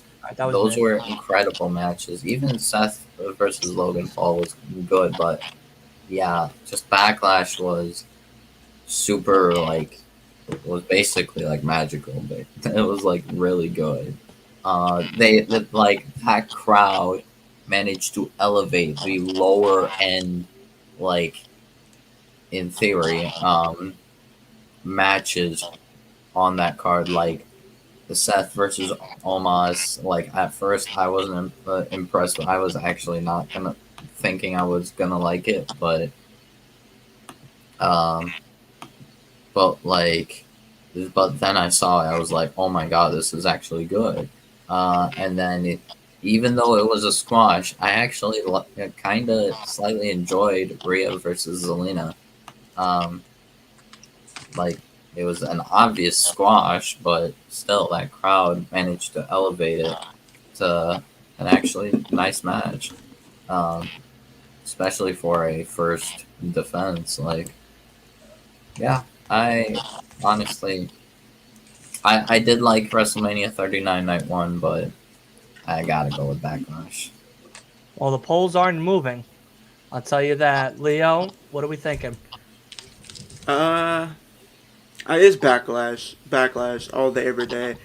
WrestleMania, it was okay. I just feel like a lot of the matches seemed predictable, and the crowd really wasn't into it as much as we thought it would be. And then you look at the entire WrestleMania weekend, right? Night 1 was good. I'll give it that. It wasn't the best, but it was watchable. And then night 2, it only had the main event that people actually cared about, and that went to hit the fan real quick. So Backlash for me. Okay. Yeah. So The experts have spoken. Dylan, you're not giving us your opinion on things. Yeah. Is that intentional on your part, or are you just Yeah, well, because I'm the host, I don't want to. No, but you should still get to. I don't want to sway people into Dylan's opinions of things. I think I do that throughout the whole entire year. But we're interested. One day of the year, you don't have to hear me talk about my opinions. I think it's fair. You know. No, I mean,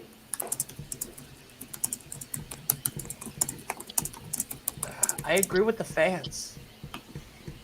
Really? WrestleMania Night 1. They just were better matches. Like, the crowd itself, you guys have it 100%. You guys have it 100%. You know, that crowd was fantastic from beginning to end. And it just got louder as each match went on. But match quality, I give it to WrestleMania. Night 1. Night 2, I fell asleep. Yeah, because Night 2, I should never have streamed. don't. Night 2, I could have watched Ring of Honor Supercard. Night 2, I could have did my taxes. Night two I could've done a was lot of like the main It event. only That's it. that was it. Because think about like on night 1, you had like Seth Rollins versus Logan Paul. You had Charlotte versus Rhea, which is literally like Rhea's best match since she's literally kind of been on main roster, in my opinion. And then you literally had closed the show with the tag team titles being defended on the main event. So I mean, those were some good matches. I think the only bad match that they had on night 1 was literally Austin Theory versus John Cena. And that wasn't because of the match. That was just a bad ending. Yeah, because Like, Austin Theory sucks. yeah. No. Yeah, it just they suck. Yeah, I'm giving it to the fans on this one. I'm gonna go with the WrestleMania Night 1. I'm sorry. I'm not on your team for this one. It's all right. This one I'll That's have all to right. We be still love you. on the opposing side. I'm sticking with the fans. And I will be going with WrestleMania Night 1. But Leo has the unfortunate job of being the tiebreaker for the next one because the pay-per-views for AEW are tied. Okay. Again. God damn it, Oh, they're tied boy. again. What is up with all these Wrestle ties? Dream and All In Leo. We'll give it to you when it's time to go. But we'll start with Asa. Can you pick up that bow tie for us real quick? Put it back on your beautiful body so that way you can tell us about who you think deserves best pay-per-view between Wrestle Dream and All In 2023. Wrestle Dream, definitely. It had a very good match quality throughout, and it also had one of the best matches of the year. Had Bryan Danielson against what's his name, Zack Sabre Jr. What's his name? You know, I forget. I'm old. I forget things.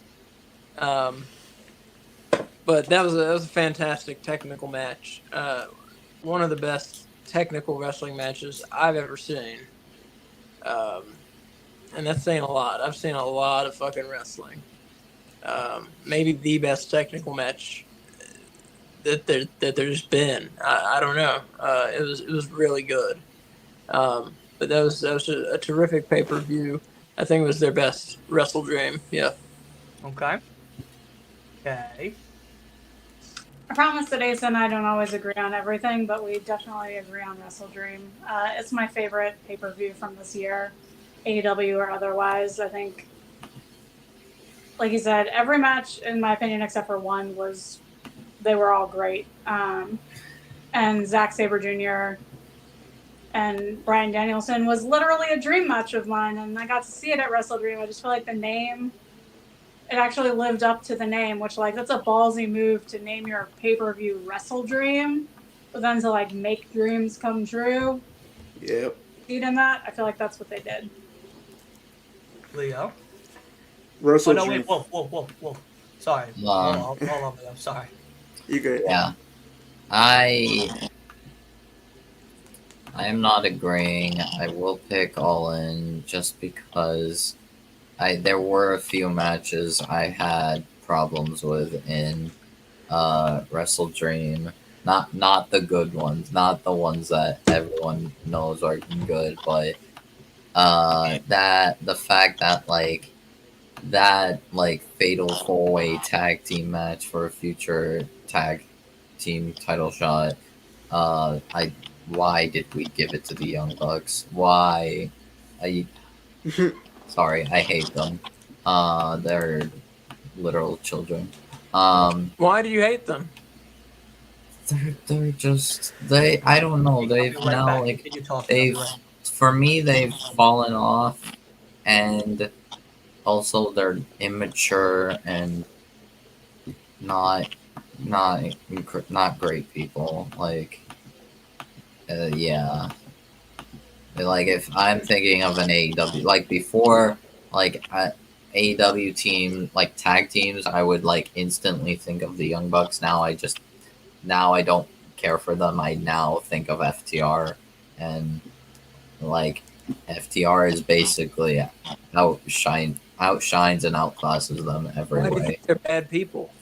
Uh, they're just immature and not like great. They're just I don't like their behavior. Just the way they've been acting toward it feels like they're not professional. Um, yeah, so I'd probably like if I was in the locker room with them, I'd probably like try to avoid them. Because I don't know, that's the impression I get from them. They are not like really. They don't seemingly understand like business like at all. They just Because Is they he go still to talking college about the all Bucks? time? yeah. I don't know. They seem like a little bit of emotional wrecks. And children. Just I don't know. Maybe it's also because I don't. They don't act like EVPs, which I don't understand why they're still EVPs. Um, and yeah, they've also fallen off like in the wrestling, in my opinion. So yeah. Also, the 6-man tag team match with the Don Callis family versus Chris Jericho and uh, Golden Lovers, that was terrible. Why did we get like it? It like in theory it was supposed to be good, and then we like kind of just was dragging it out, and then we also like I very much disagreed with the result. The ending looked stupid, I think. Um, I know it was Osprey, but like Osprey didn't seem to like be uh like the main contributor to the win.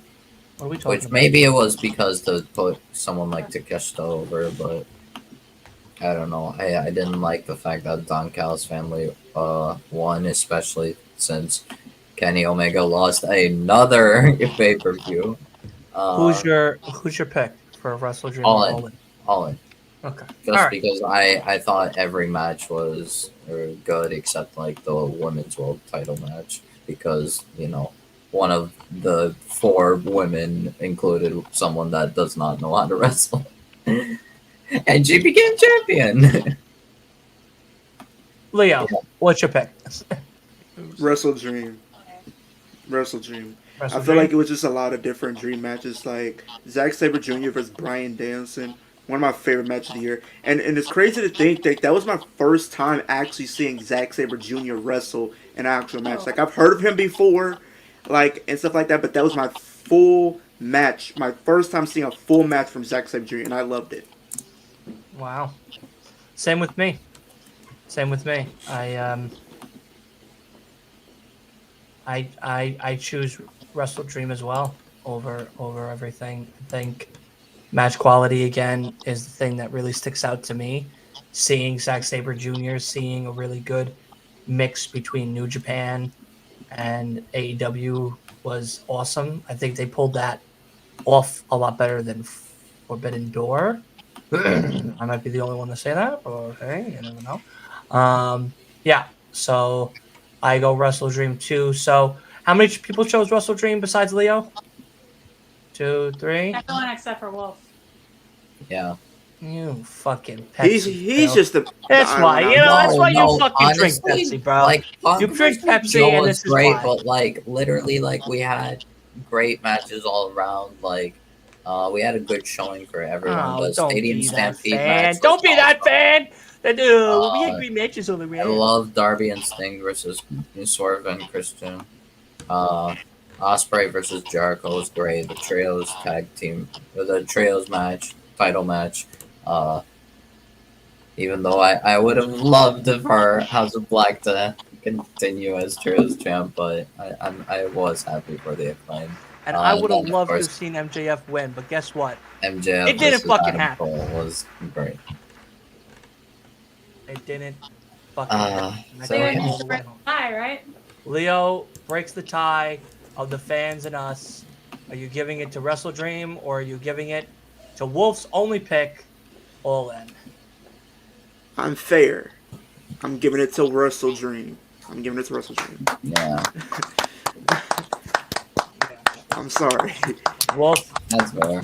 stop drinking Pepsi. Get on that cocaine. All right? I'm a No, cherry okay, coke fine. guy. I'm gonna be honest. It really was not because of just Punk and Joe. Like Punk and Joe was like, oh yeah, great, but everything else was see- also great. You Like, see that Luigi blanket and case thing? That's Luigi giving you the finger, going, "How dare you pick?" the only match All I In hated instead of of All Wrestle In Dream. was the women's world title 4-way because Soraya became champion like way too quick, and also she can't wrestle. So, You're preaching to the choir on that one. That is for sure. but yeah, just But Wrestle let's- Dream. I didn't like the execution for a few matches, and I just thought All So- In is more. We finally have a winner for the gimmick of 2023 AEW between Roderick Strong and Tony Storm. There's finally a winner, a winner, a winner. Who do we believe is the winner? We'll start with UK. Who do you believe is the winner? Who do I think should win, or who do I think they? Who do you think the fans finally voted upon? I think they voted on Roderick Strong. Okay. Wolf. I think also Roddy. Okay. Asa. I think they picked Roderick Strong. Oh my god. Ming Leo. I'm gonna say Roderick, but at the same time, I wouldn't be surprised if they picked Tony. They fucking picked Tony by a landslide, Wow. baby. How dare you all go ahead on the damn bandwagon of Next Nice. Strong. Nice. 66%. They outbeat that broken neck cheating fuck that we call Roderick Strong over in the Devil Goon Squad.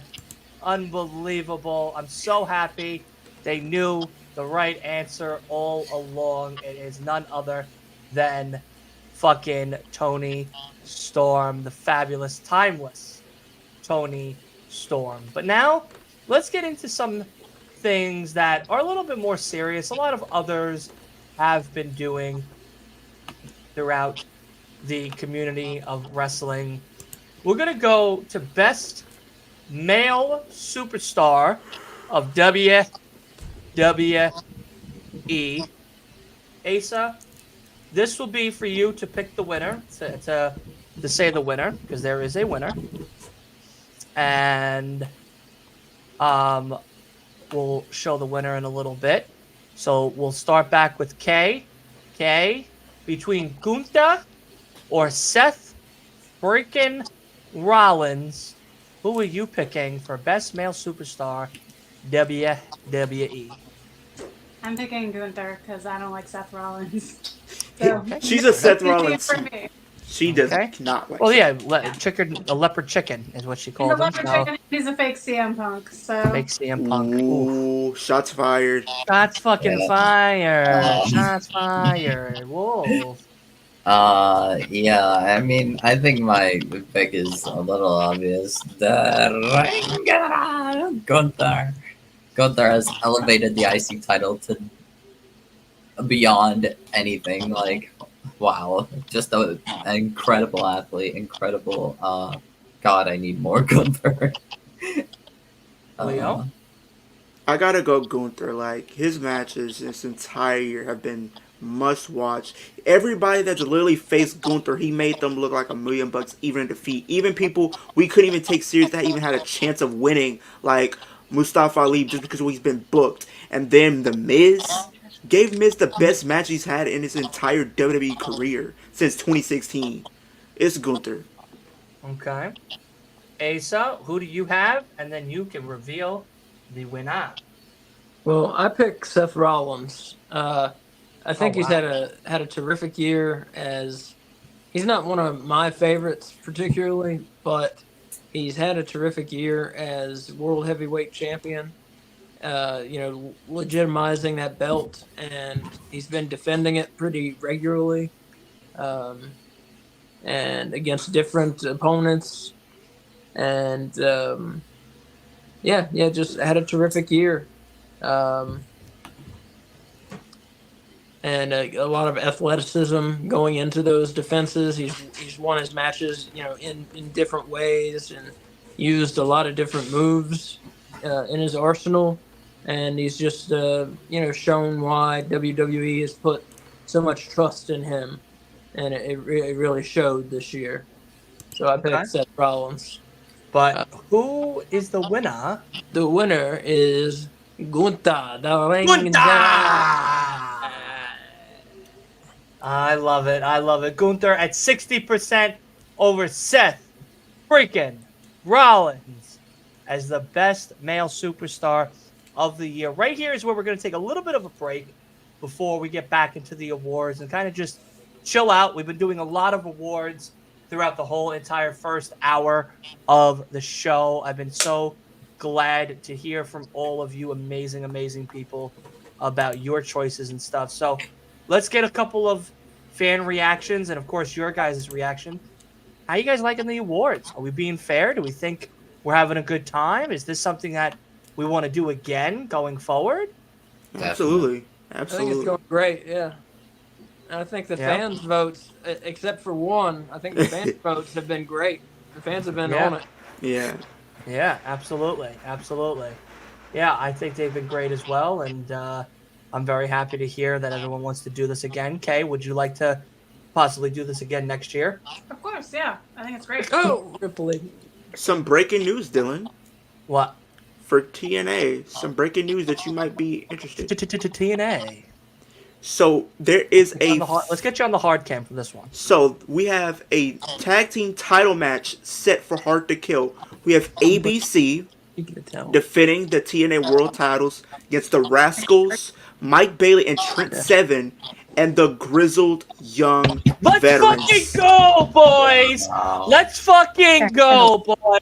If you don't know what the hell's happening next year, let's talk about some of the awesome things that all of our channels are going to be doing because, of course, Leo and my guy, Big B himself, God's favorite host, sent out some promotional videos that we're going to talk about in just a few moments. But nonetheless, Trent Seven, Grizzled Vets, ABC, who I'll be seeing next Saturday at House of Glory, facing the main event tag team champions of House of Glory, are all going to be squaring up at TNA's Hard to Kill. Is it for a championship? Yes, it is. It's a fatal four-way. A fatal four-way for the TNA World Tag Team titles. So Trent Seven is going to be teaming up with Mike Bailey, and then we got the Grizzled Young Veterans. I'm excited. I'm excited for that match. That sounds awesome. Listen, this morning I was soft. Enzo soft. All right. All right. SAWFT. So right now, hanging out with y'all and then hearing this, I'm as hard as Juice Robinson right now. All right. I mean, rock hard. All right. Absolutely rock hard. Well, I do have a amazing report that might also make things even better. Per PW Insider, there's an expectation internally that Andrade El Idolo will be back with WWE as soon as tomorrow. Wow. That's it. Yeah. Wow. Whew. I guess no CMLL. Maybe Yeah. not. Yeah. So I have a question. Yeah, go right ahead. This is Go. a little break. We're doing a little 5-10 minute break because we're going through these pretty fast. It's only 10:30, so So when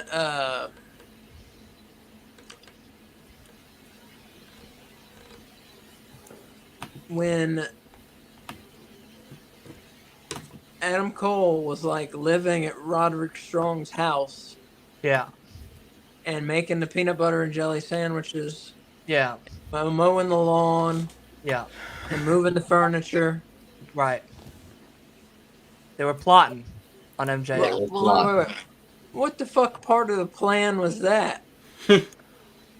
I don't know, but I could. Oh, you know what? This is a great time for me to talk about World's The End. bribery. And This my is what experiences. Adam bribed him with.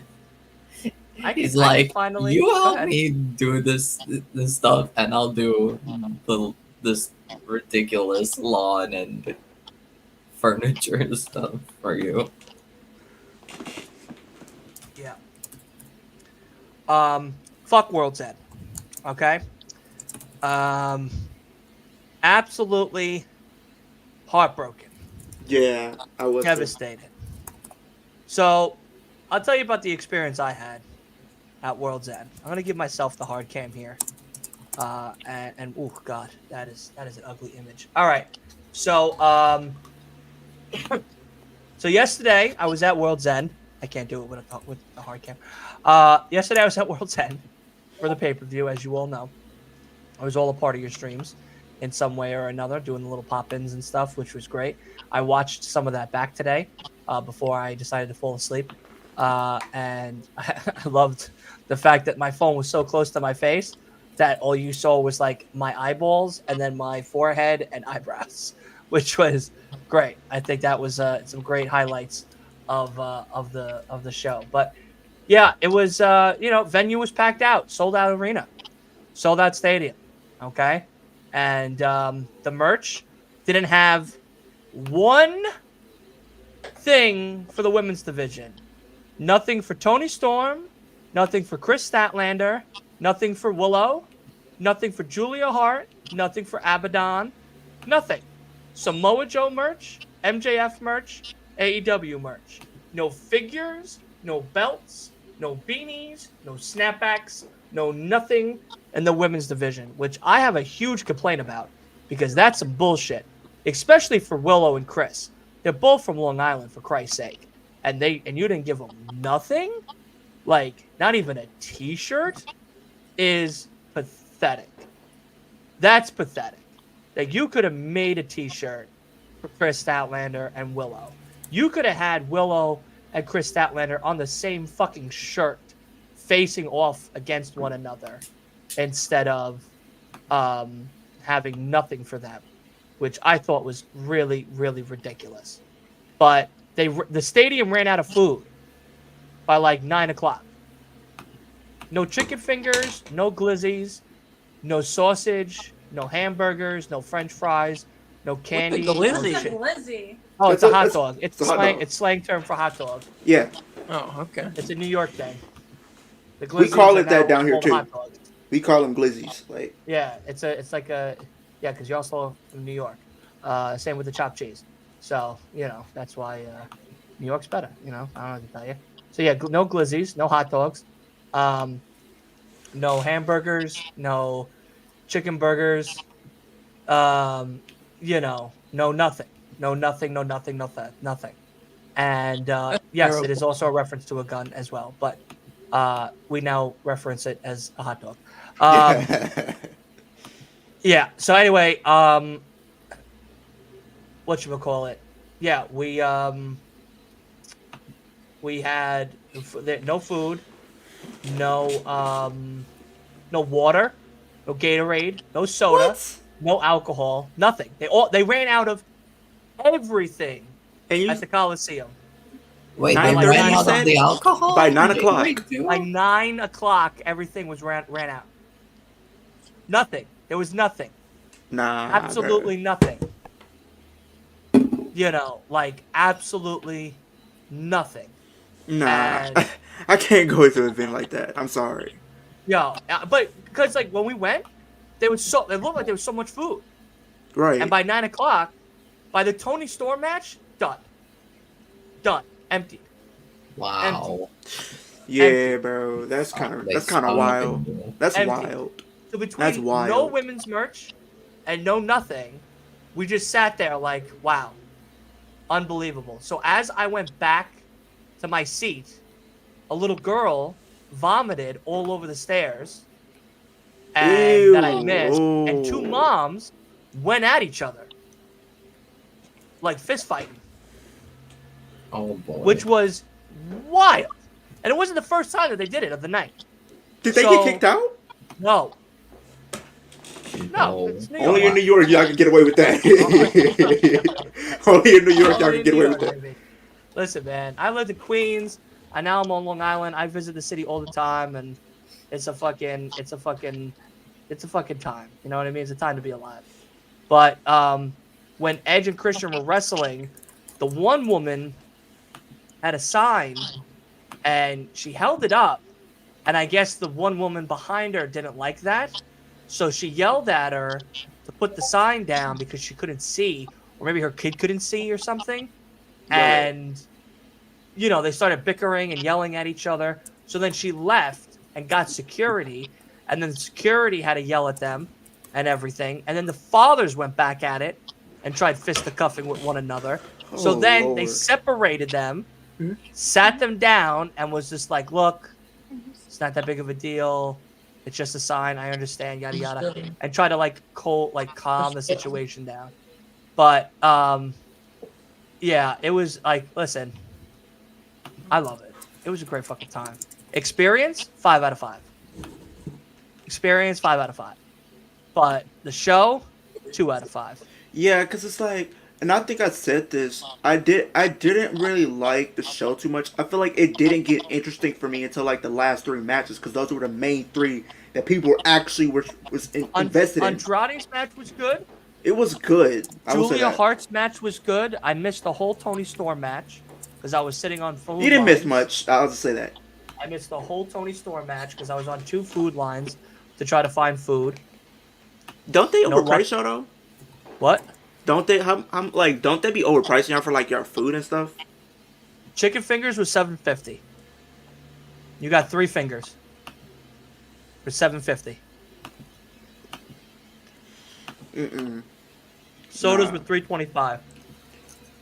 Nah, that's ridiculous. That's ridiculous. Wacky. They no, like honestly, because like Candy was like $3. they charge us like $20 for like a burger and fries. Prudential, the special drinks, the special alcohol drinks. So they had the orange punch, Mm-hmm. they had the kangaroo kick, and then they had a Hawaiian Samoan or some shit like that.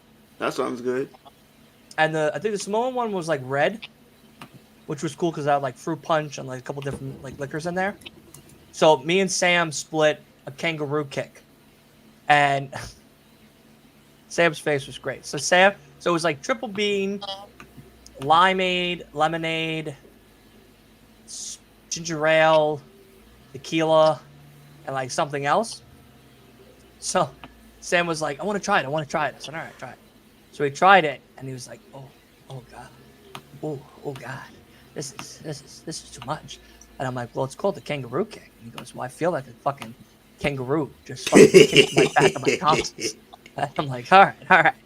And then I tried it, and I was like, oh, this is actually pretty good. It's not that bad, you know. But I didn't finish it. I had Sam finish it, and Sam was great. He fucking was like, ugh, the whole fucking time trying to fucking finish it. Shit. I never had Dippin' Dots. I've never had Dippin' Dots before. So Sam got a container of cookies and cream Dippin' Dots. Love Dippin' Dots. And I was like, what are these things? And he was like, oh, it's ice cream. So I took like a huge spoonful. It's like, I'm not a big ice cream person. I'm not a big ice cream guy, like at all. So I took a spoonful because it looked good. And like, I put it in my mouth, and then I bit into it. And the brain freeze that I got immediately that wrapped around my head hurt so bad. So bad. I was like, what the fuck is this? It's like, dude, it's Dippin' Dots. You're supposed to just like savor it and enjoy it. And I'm like, it's ice cream. He goes, yeah, but like they're like frozen pellets. They look like rabbit shit. You know, like I'm like, what the fuck is this? So it was cool, but I will never eat that again.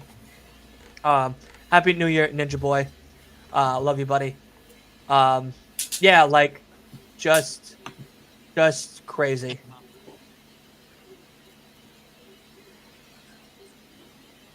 Okay. All right. I just watched the private What chat kind now. of person doesn't like ice cream, Dylan? Yeah, you call me. I like okay, so I like ice cream. Ice cream. I like Haagen-Dazs ice cream bars. The almond ice cream Haagen-Dazs bars. Mm-hmm. Those are the best. Okay. Like I've tried Blue Bunny, I've tried Breyers, I've had Eddie's, I've had store brand. Have you I've had had. Friendlies? You have Friendlies in New York, don't you? Don't ever speak that name ever again. Friendlies? Friendlies is absolute dog shit. No. The Friendlies that I've been to has been absolute dog shit. Now, I don't know how it is for the rest of New York. I think there's a couple in the city or something like that. But on Long Island, they used to be really good when I was younger. Yeah. Like they used to make this barbecue chicken melt, which was so good. And I loved it. And then I went there one day, and it was after high school. And I always would get the same thing, or the quesadillas. And I had the barbecue melt, and it tasted like straight ass. And then I had the quesadillas, and they tasted like straight ass. What? Straight ass. And I was like, what the fuck is this? So no more Friendlies. I've never eaten at Denny's. Never had Denny's. I've had IHOP. IHOP is my favorite. IHOP is my favorite place to go. Could be good. Olive Garden is, when you guys decide to come out to Long Island, I'm taking you to the best Italian place that I know of in Long Island, named Vincent's. The portion sizes are the whole plate. The whole plate is covered. The chicken cutlet is as big as the fucking plate. Like, you have to take it home. Like, that is the point of it. The cannolis are huge and jam-packed. The fucking desserts are ridiculous. The appetizers are for a family of 7. Like, it's not like, I've taken a couple of girls to it as a date. And I was like, oh, we'll split the calamari. She's like, oh, no, I can eat the whole thing. And I'm like, okay. I didn't warn her because she, she seemed very optimistic about eating the whole thing. I was like, okay, no problem. Go ahead. And she got the plate and she goes, oh, shit, there's a lot of fucking calamari here. And I was like, yeah. It's a lot. It's a lot of food. I warned her. I said, you're going to have to take some of this home. She's like, no. We'll be able to eat everything there. She's like, I'm a big fan of food. I was like, okay. It's fine. I let them all watch and then fail. You know what I mean? Like, watch that failure happen with Vincent's because it's like they all like, oh, no. I can eat the food. I'm a big foodie. Okay. No problem. Oh, wow. It's a lot bigger of a chicken cutlet than I thought. Wow, there's a lot more baked clams than I considered. And I'm like, yeah, there's a lot of food here. Because, it's Italians. And Italians feed, like, a full table. They don't fill, like, 2 people.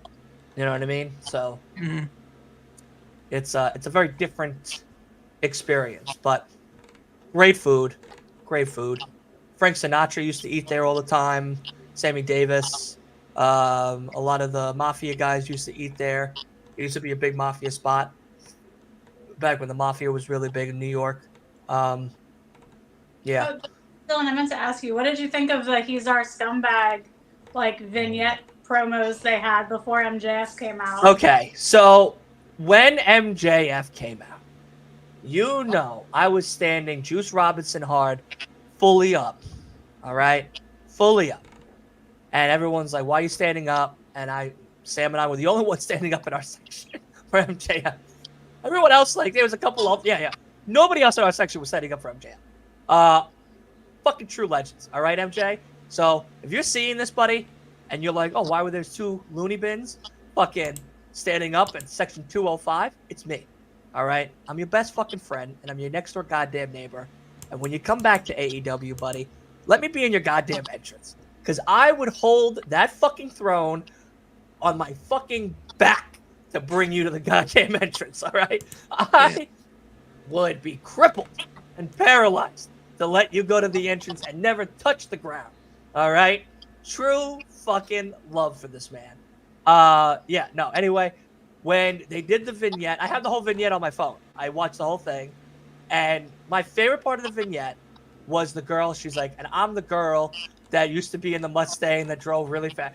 The whole arena was dying, laughing. It just was a mass laughter amongst all of them in Nassau Coliseum. I was like, that's so fucking great. Because then she did the "he's my scumbag" and then the scarf and then like the wink or whatever. And I'm like, that's right, you're fucking, I love you. You know, like that's just so great. I loved it. I thought it was absolutely amazing. I loved his robe. I thought the robe was gorgeous, but I thought there was going to be more. Like, I thought maybe he'd have like, like the basketball team cheerleaders, because it's where they had the show is now like the minor leagues Nets or Knicks play. And I know like the basketball teams have like cheerleaders and stuff.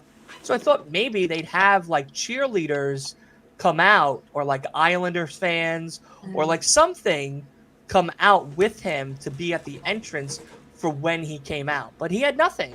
And I was like, all right. But he had a gorgeous robe, like absolutely gorgeous robe. I loved it. I thought it was probably my top 3 favorite robes of his, for sure, of 2023.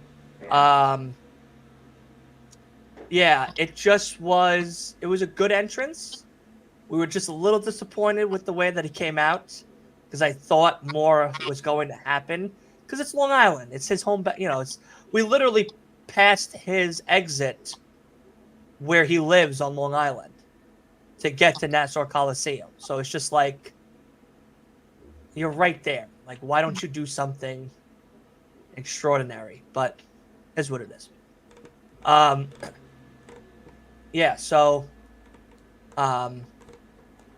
love the vignette. They had Ben's Bagels, which was great. They had great places on Long Island that you could eat at. I thought that was really special.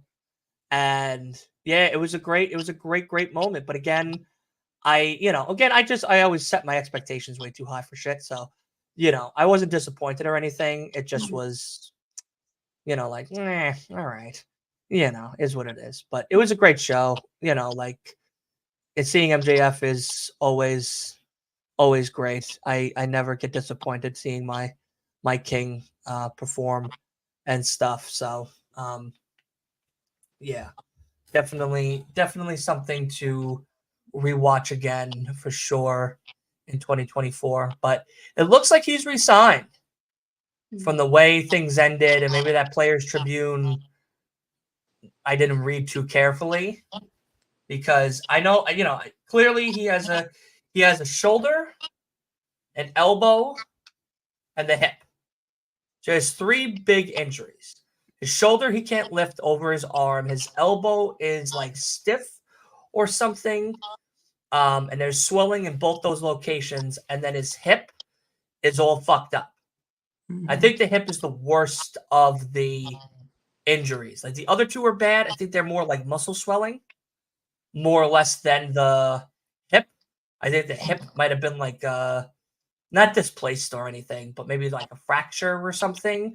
That could have been like maybe a minor fracture, because the hip one seems to be the worst of the 3 injuries from what it's, because like you could, if you watch him carefully, he does walk a little funnier now. watching him back on the Hall of Fame thing, he kind of leaned on one side of his body walking forward to start him. And, we'll see.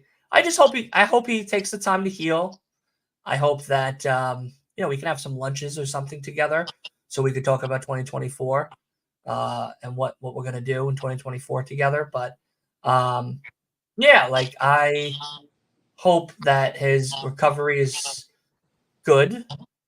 It's safe. It's a speedy recovery, but he gets all the time off that he needs to come back and be MJF 2024.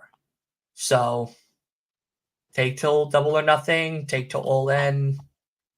It's fine. My question though is, I don't know how you guys feel about it or the fans, but now that this tournament is over and Joe's the champion and now Adam Cole is still injured and there's the Kingdom and Roddy. What are we going to do for going into March 3rd?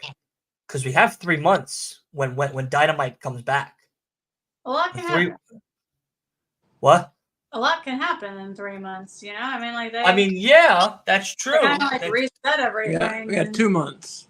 2 months, yeah. It's the beginning of March. 2 months because it's the beginning of January to the beginning of Wednesday. Yeah. I consider it 3rd to 3rd. That's how I'm looking at it. So 3rd to 3rd is 2 months. 2 months. Okay.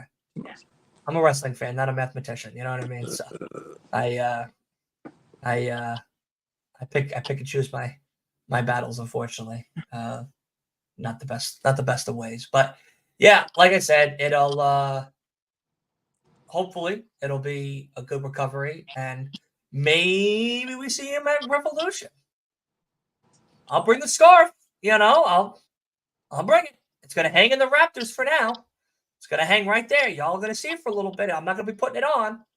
I'll put on I'll bring an MJF shirt. I'll bring a button down. Maybe I'll dress up for Revolution if we don't do the Sting thing. But we'll see. We'll see. You never know. Yeah, I haven't heard any word about surgery for him. I haven't heard that word. Me neither. So I don't know. I don't know what's going to go on with him. Yeah, I'm not 100% sure either. Hopefully something good. Hopefully we get, like I said, a good recovery and everything, and we could get back to it quickly, so that way he can come back and do his thing. But before we get back to the show, I know Leo and Wolf are out right now, and we've kind of been bullshitting for a little bit. We're going to get right back into the awards in just a brief moment. We're going to hear a message from, what is it? We'll start with Leo because Leo's was a little bit longer, and I unfortunately have to use the restroom. So I'm going to depart really quick. But Leo has a message about what's going to be happening in his 2024 on his channel, Kicking It with Leo. So let's hear that, and then we'll get right back to the awards when I get back. Sound good? Cool. Let's see what Leo had. So if you guys don't know who I am, I'm Leo, aka Kicking It with Leo. I'm a wrestling content creator / gamer, and I do other things in horror, stuff like that as well, but I mainly do wrestling content on the channel. But I just wanted to give you guys a little bit about myself and some things that I'm looking forward to in the upcoming year. So as far as my biggest moment for this year, I would say it was pretty much me live streaming, but seeing Cody Rhodes lose to Roman Reigns was a big moment that I never thought would actually happen, just because I think he was in AEW for a while, so I never thought this match would happen. But I actually finally get to see it happen. It was very cool. So I can't dispute that. Another one, I would say the rise of Jey Uso throughout this entire year has been just amazing. His rise to the top, being main event Jey Uso, which is so monumental, and I just am happy that I was able to see everything from start to finish. Some big things coming in 2024 for me. I would say is I want to go to more wrestling shows. I'm trying to go to more wrestling shows in 2023. I'm not 2023, 2024, whether if it's being an indie show or a WWE show or an Impact, Ring of Honor, AEW. I'm trying to go to more wrestling shows and stuff like that. So that's something I want to accomplish more of in 2024. Another thing I want to accomplish in 2024 is being able to meet new wrestlers and be able to have them on my channel and stuff like that. So that's something I really want to do. Another thing is being able to collab with other content creators and stuff like that, and really help them develop and elevate themselves and stuff like that, and helping them get the platform that they deserve and the recognition that they deserve. So that's something I want to work on in 2024. Is helping the upcoming content creators get their name out there, just like myself. Another thing I would say for me is, simply that getting my name out there even more as far as being a content creator. Like, I think big about what I do. Like, I'm not a person that thinks small. I like to think big because it makes me want to work harder. And I think one of the goals that I set for myself next year, even though I'm at a little over 700 right now, I'm manifesting it now. I'm going to reach 10K subscribers by the end of the next year. I know it's not impossible. If you can put your mind to it, you can do anything you set your mind to. But I just wanted to put that out there. And my final thoughts for 2024 is just 2023, I would say, it's been an up and down year, but I've learned a lot as a content creator and just as a human being overall. So I'm just taking those lessons that I've learned this year and applying them to my life and bettering myself each and every day and stuff like that. So I just wanted to put that out there. I hope you guys enjoy it.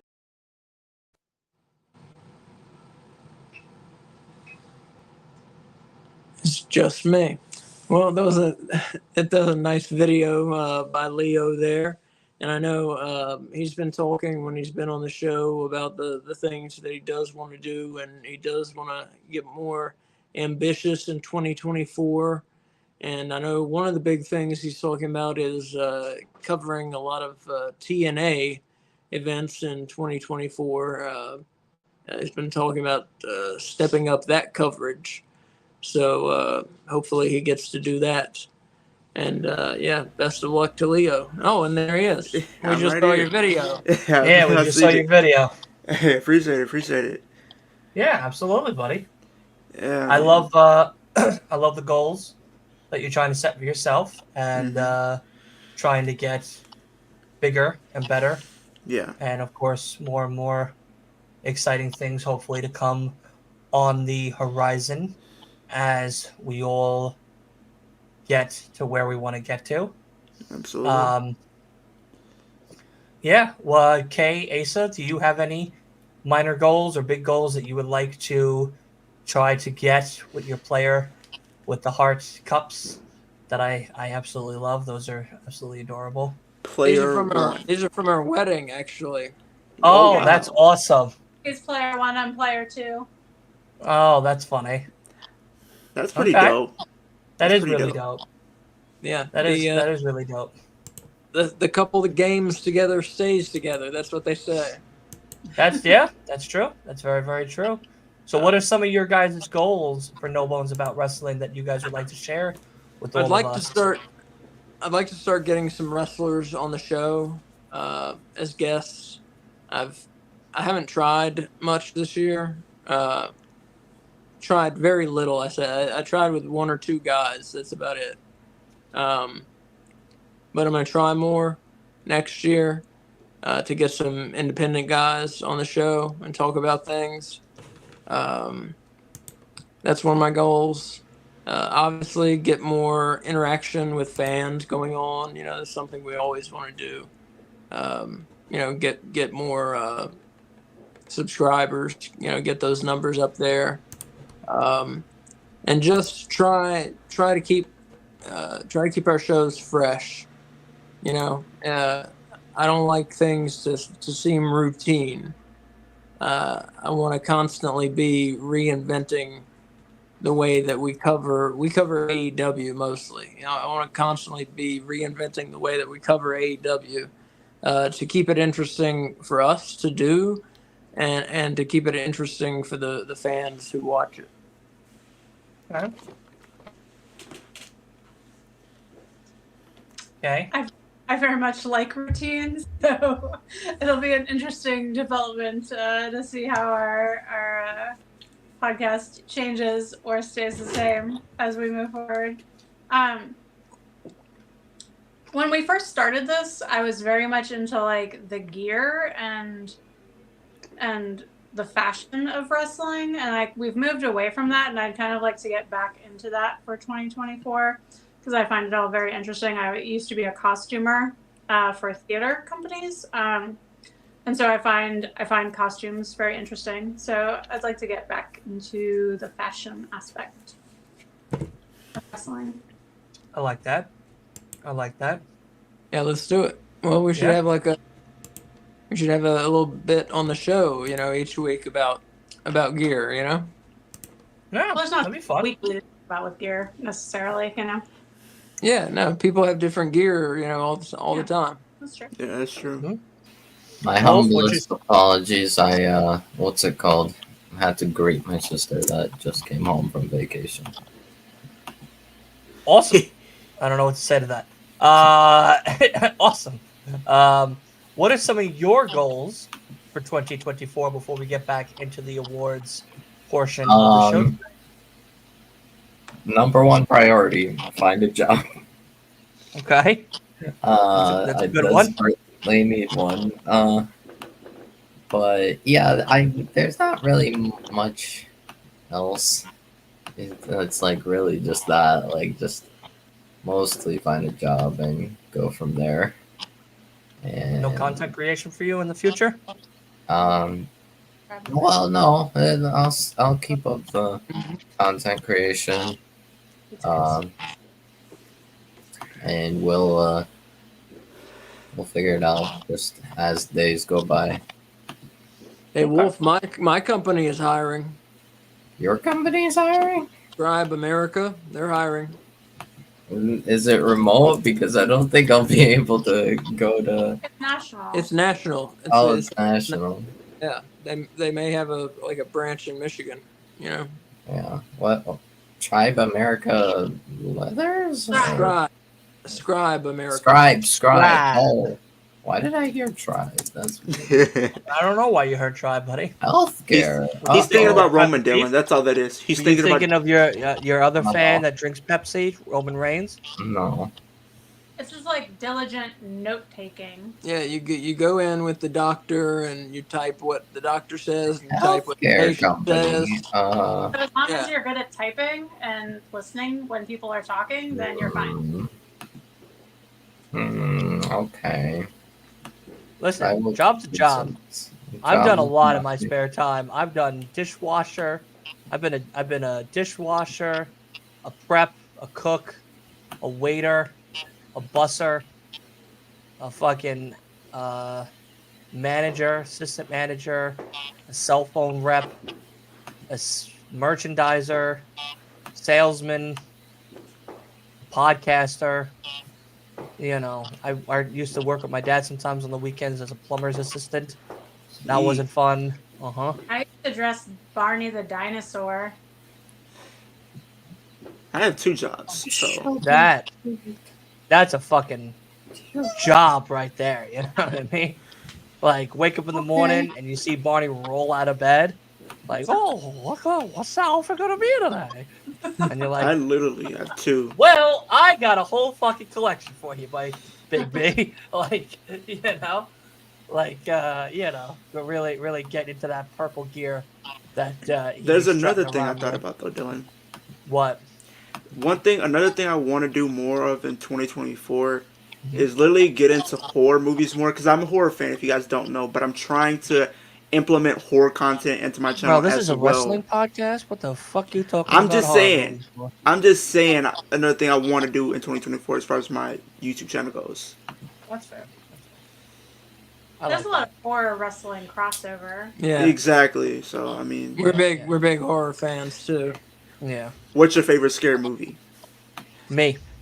Man, My life. Talking My about life. this yesterday. Either Alien, the first one, or What did I The say? Shining. Or The Shining, yeah. That's a good one. Shining, I've never seen. Mm. No, I'm kidding. I've seen the. Have you seen The Godfather I've seen Part the- 2? Oh yeah, of The course, yeah. One of The my favorite Godfather Part movies. 2. It's not a horror. You never seen The Godfather Part 2? I love The Godfather Part 2. No way. I love The Godfather Part 2. The Godfather Part 2 is the best Godfather of the actual series. It's finally somebody who gets me. Everybody else thinks When he goes back to differently. Sicily, like what the fuck? Like, what? I mean, right there. Like, are you kidding? Like, I like that's when the movie gets even fucking like, better. Like, are you, for like, me- don't get me wrong. The Godfather is an amazing film. because And a like great a lot of stepping the stone to movies. Godfather 2. Because a lot. The lot of Godfather the 3, movies- I don't know where the fuck they went with that. You know. I Then don't. I like Then they three. made The Godfather 4. Has anybody seen The Godfather 4 with Al Pacino? It's fucking No. terrible. Don't fucking watch What it. are you talking about? There ain't no Godfather 4. Yes, there is. Get the fuck out of here. I'm No, not there's kidding you. I'm not. gonna look it There up. is actually. No, there's not. Yes, there is, and it was terrible. Not. Go search it up, Called Godfather 4? Yes. Godfather it's 4, the not. sequel that never was. dude. Go search it up on Oh, your. it never was. It Meaning was that with they Andy had Garcia, Sophia Coppola, Diane Keaton, Coppola. Maya Cher, Leonardo. Wait, no, this isn't it. Yeah, it came out 2019. I fucking didn't. Yes, it did. I can't Oh tell no, if they canceled it. That's why. Wait, what? Yeah, Are you that's what sure? I said. No, it It fucking didn't didn't happen. come out. Yeah, no. Oh, I'm I was wrong. about to I'm say. wrong. I'm wrong. No, Godfather 4. I saw a trailer for it. Godfather That must have been the 4. trailer then, because I saw a trailer for it. I think they said they And it canceled looked it because I'm looking terrible. at stuff now. Look, I think someone Terrible. died or something. That's Mm. all of those are good possibilities, but the better possibility is getting back to these wrestling awards that we've started about 2 hours ago and getting back to them finally, because of course we're still on the best male superstar of 2023, but now we're getting into the AEW portion of the show itself, and none other than K Fabulous will be giving out the winner of this award. So we'll start with you, Asa, as you finish your lovely champagne. A little bit of the No, bubbly. it's sparkling. I don't drink. It's sparkling cider. Sparkling cider. I love that. I love that. I'm not alcoholic sparkling cider. Asa, Yes. best male superstar of the year 2023, MJF and Swerve Strickland. Who are you picking and why? Man, it was MJF's year. He had, that terrific Iron Man match. He had that terrific match with Kenny Omega. His whole title reign has been just that, terrific. Almost, he didn't wrestle every week or anything, but every time he wrestled, he brought it. And he had phenomenal matches every time that he defended the belt. And not only that, but he was part of very interesting storyline. The Devil storyline was very interesting, and I thought was very well done. It kept me interested for months. Kept all of us interested for months. And he was part of that. And of course, we saw him make a face turn. Mhm. And so we saw another dimension to his character this year. So he showed, he's one of the best in the ring and maybe the best on the mic. And yeah, this was his year, MJF. Okay. Well, put that fucking Pepsi down and tell me, between MJF and Swerve Strickland, who are you giving the best male superstar of the year? I love them both. I absolutely love them both, but like the rise of Swerve Strickland was incredible. Just the instant he went from a simple like tag team to like maybe mid Carter guy to instant main event. He's like, at this rate, I feel like he's almost guaranteed to be the first African American world champion in AEW. I He's tell just, you this right now.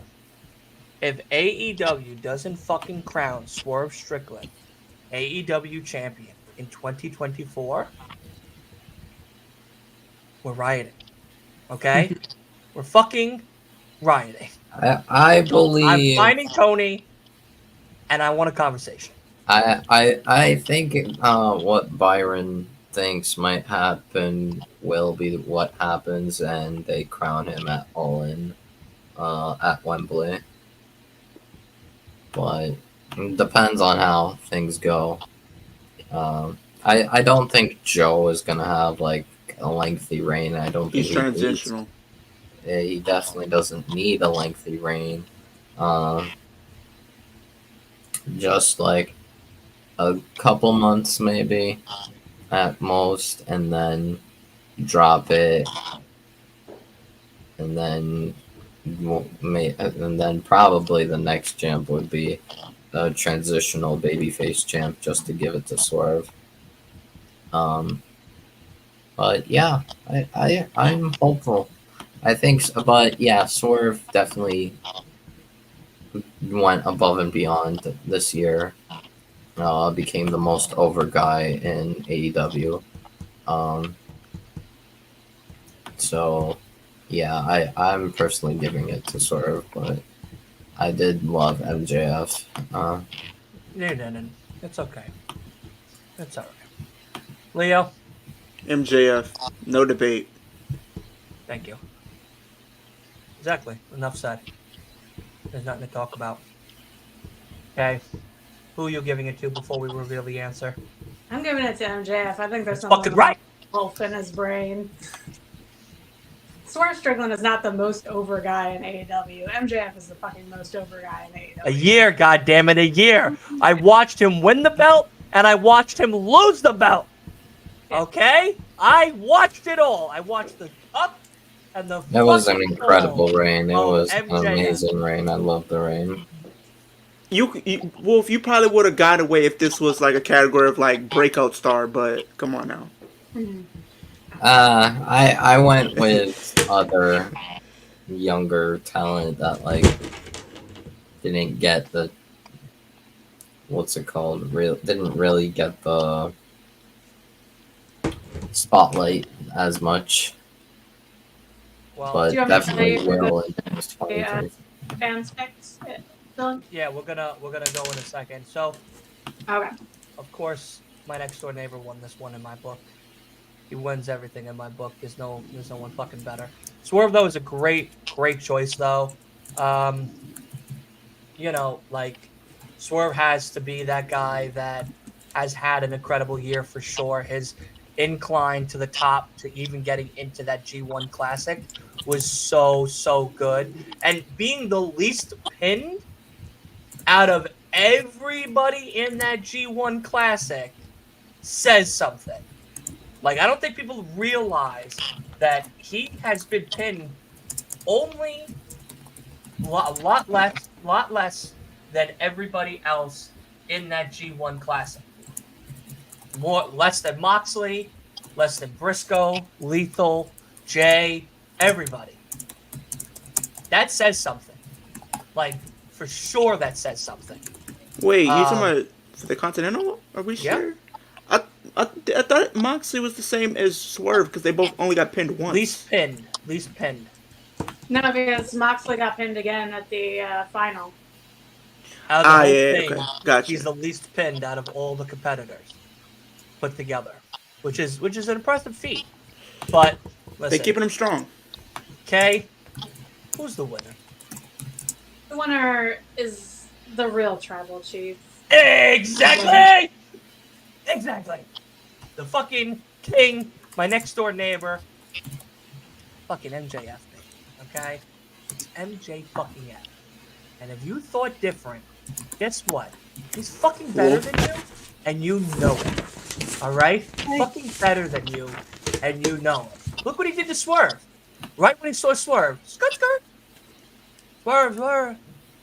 Dormant. Couldn't even let him fucking speak. Didn't even let him fucking speak. He didn't even let him. He didn't let He Prince Johnny knows. do the dance either.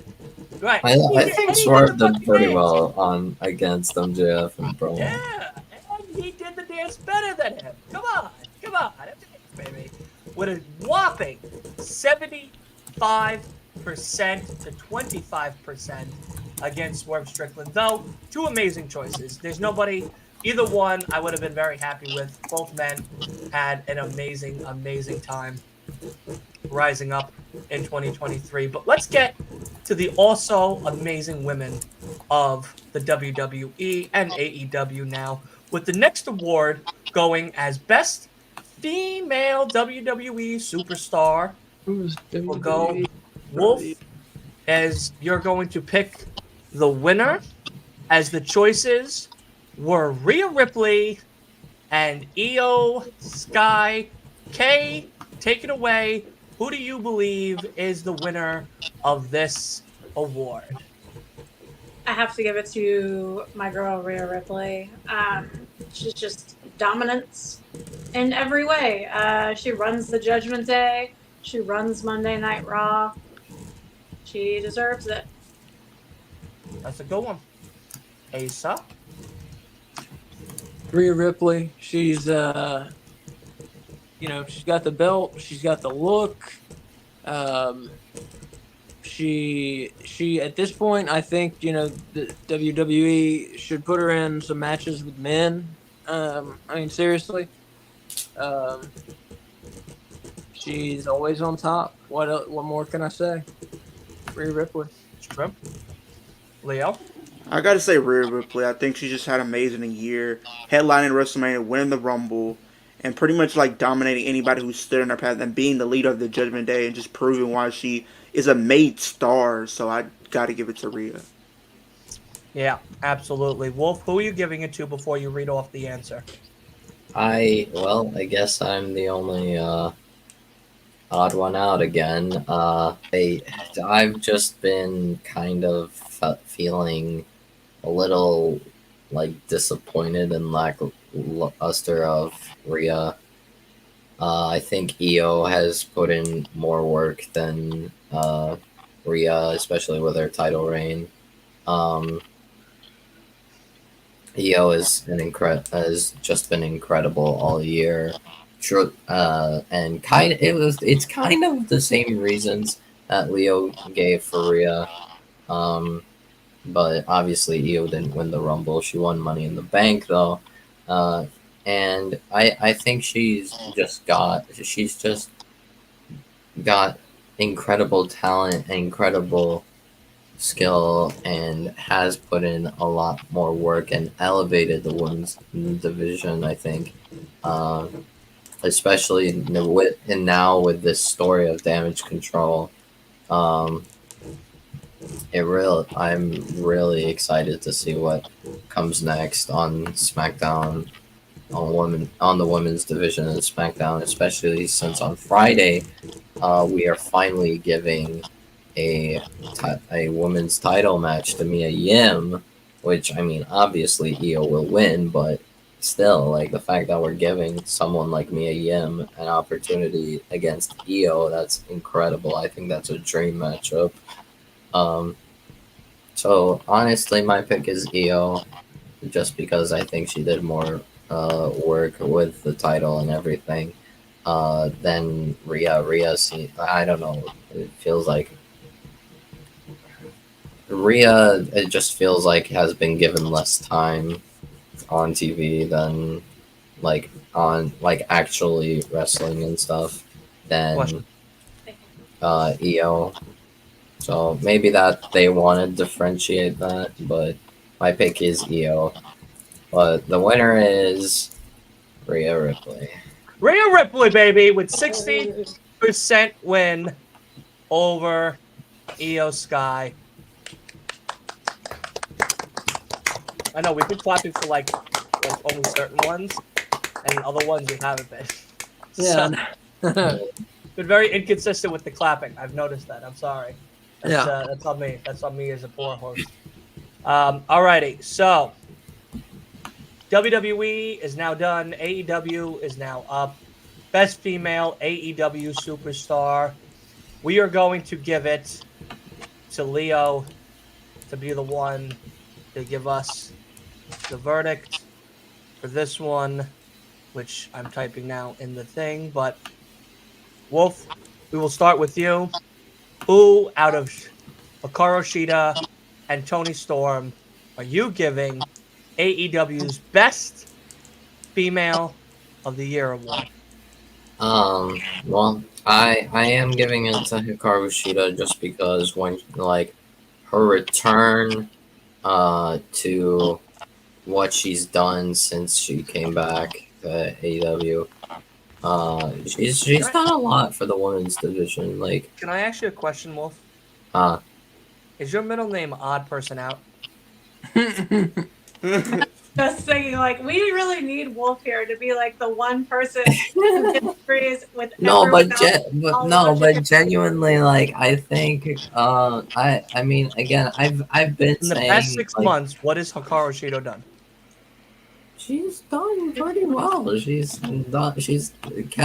a mainstay name in the women's division. Like, I mean, yes, they had this whole hot potato women's title mess that we don't need to talk about. Okay, actually, we do need to talk about because that was stupid.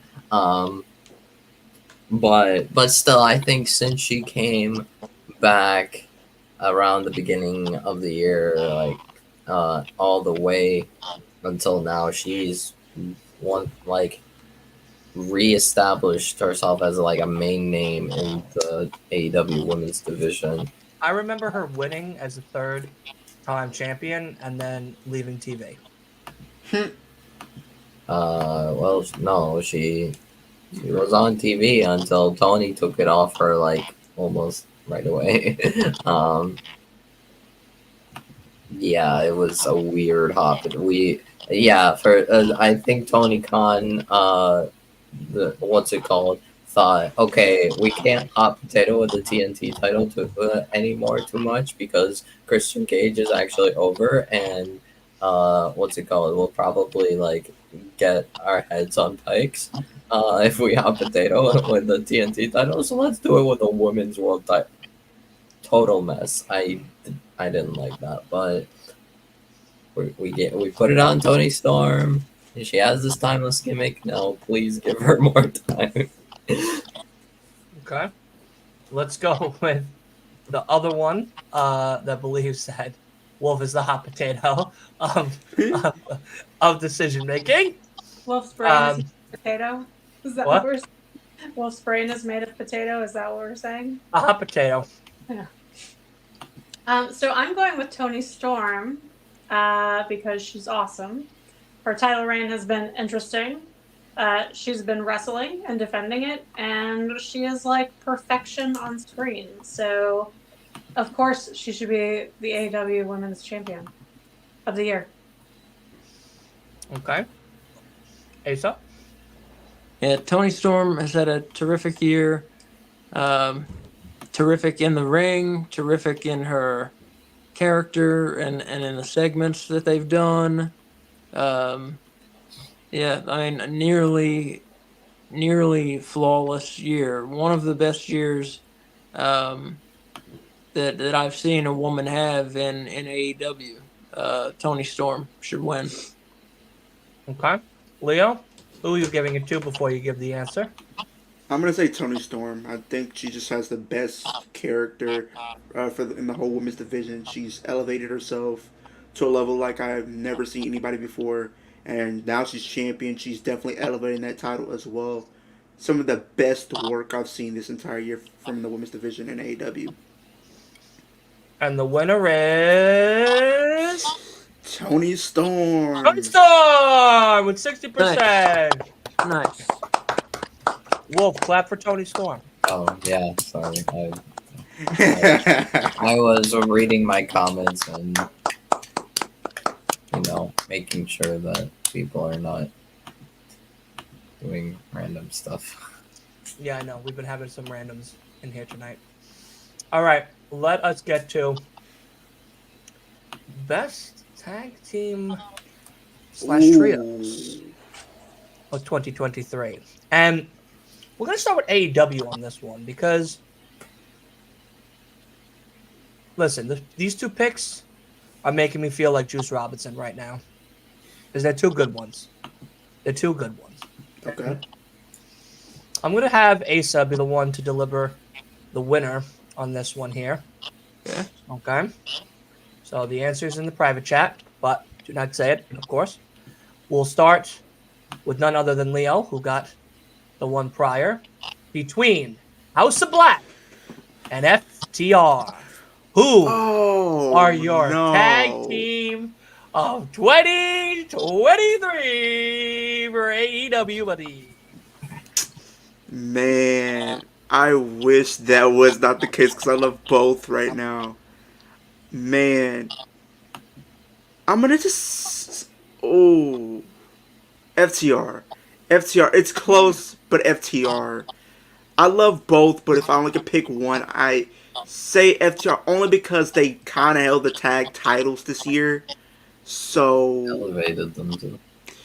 I feel like you kind of got to give the edge to them just because they won the titles. Granted, House of Black haven't won the tag title, but they won the trios. Title, yeah. I mean, yeah, but if we're They talking tag elevated team, those I mean, titles. I gotta give it to them. Okay. FTR. Okay. This is the hardest one or the one that I've had the hardest time picking with. For the rest of them, it's been kind of like an obvious answer to me. Yeah. With this one, it's so close. Just because I feel like House of Black has been a dominant trios team, and then FTR obviously is a dominant tag team, so it's like kind of hard to compare them. But I'm gonna go with FTR. They are 7-time champs, and with good reason. I like their brawling retro style, and I like them in their promos and how Dax doesn't take shit from anybody. And still does. And look, they're from North Carolina, so gotta go with them, you know. Okay. Wolf unfortunately has left us for the time being, so when he gets back, we will hear his. Oh, nope, he's back now. Okay. All right, sorry. Wolf, no, you're good. Who are you giving Well, it to? Will you be the odd man out again? I mean, you guys kind of know me. Kinda know you. Yeah. We do. We know. You guys. We even know what your me. living room looks like. Yeah, I believe in their motto: "The house always wins," but not this time. FTR elevated those tag titles. FTR. Wow. He was getting tired of really being the odd man out. No, I truly love House of Black, but FTR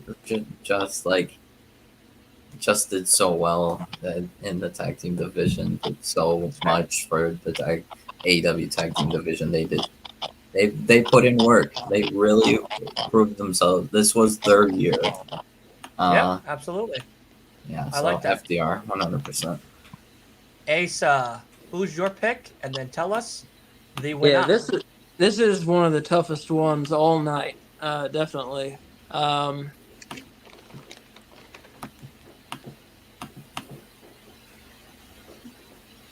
got to go with the House of Black. They had the trios title, had a nice reign with them, and Black, Matthews, and King, they work so well together as a team. What one of them lacks, the other has. I mean, they really make up for each other's flaws very well, and they just decimated most of their trios opponents throughout the year, and even in tag matches, they decimated their opponents. Didn't have much competition throughout the year. Lost only a handful of matches. Not even a handful, a couple of matches, really. Several matches. Just very good.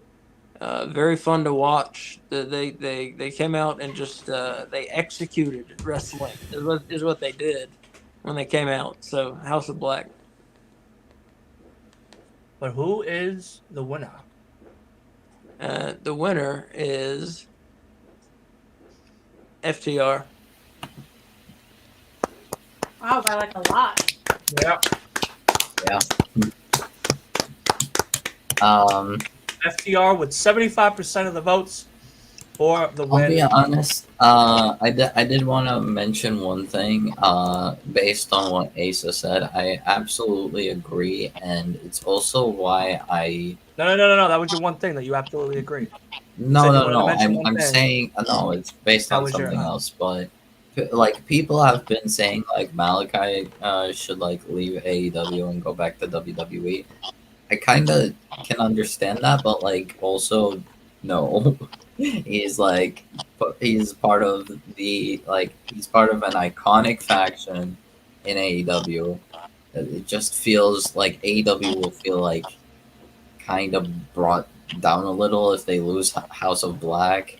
Um, and yeah, Malachi didn't have any singles matches in 2023. I'm hoping he has some in 2024, but I think he's doing great. He's he's doing so well with Brody. He's doing so well with Buddy. He's Neutralized. building up Julia. Like That was under Vince. this is like a really coherent faction that I feel like you can't like really break apart. Like I feel like if Malachi leaves AEW, I feel like you like basically have to like take all of House of Black, or at least all the guys. Maybe Julia can stay, but it feels like all the guys should stay together. Okay. Okay. Is she still with us? Okay. My phone Yeah. died. Her phone died. Oh, okay.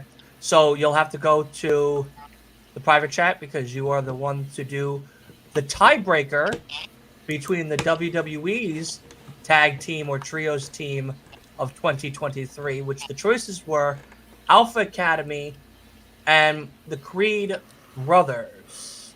But I this It both- was supposed to be the Judgment Day. the Judgment Day. Oh, right. So technically, yes. Technically, it's supposed to be Alpha Academy and the Judgment Day, who are at 50-50 right now. So we'll start with you, Wolf, quickly. Because we're starting to get Alpha close to Academy, that. I think they did more. Like they were entertaining backstage, also in ring. Like they really grabbed my attention. Balor and Priest are good, but like they didn't do anything that really caught my attention. So as much. So I at least not Balor and Priest. No, it was more the Judgment Day as a whole. But I gotta say, Alpha Academy, they're just incredible, and I truly appreciate them. So yeah, my pick's Alpha Academy. Okay. Leo? Ooh. I'll say Alpha Academy just because I really like they're very entertaining. Judgment Day is entertaining as well. I will say that. And then you kind of put Kira Tozawa in the mix too. It was something I didn't expect to see coming, but it actually worked, and he's starting to get over. So I think I'm very interested where that goes. So I'll say Alpha Academy. Okay. Asa.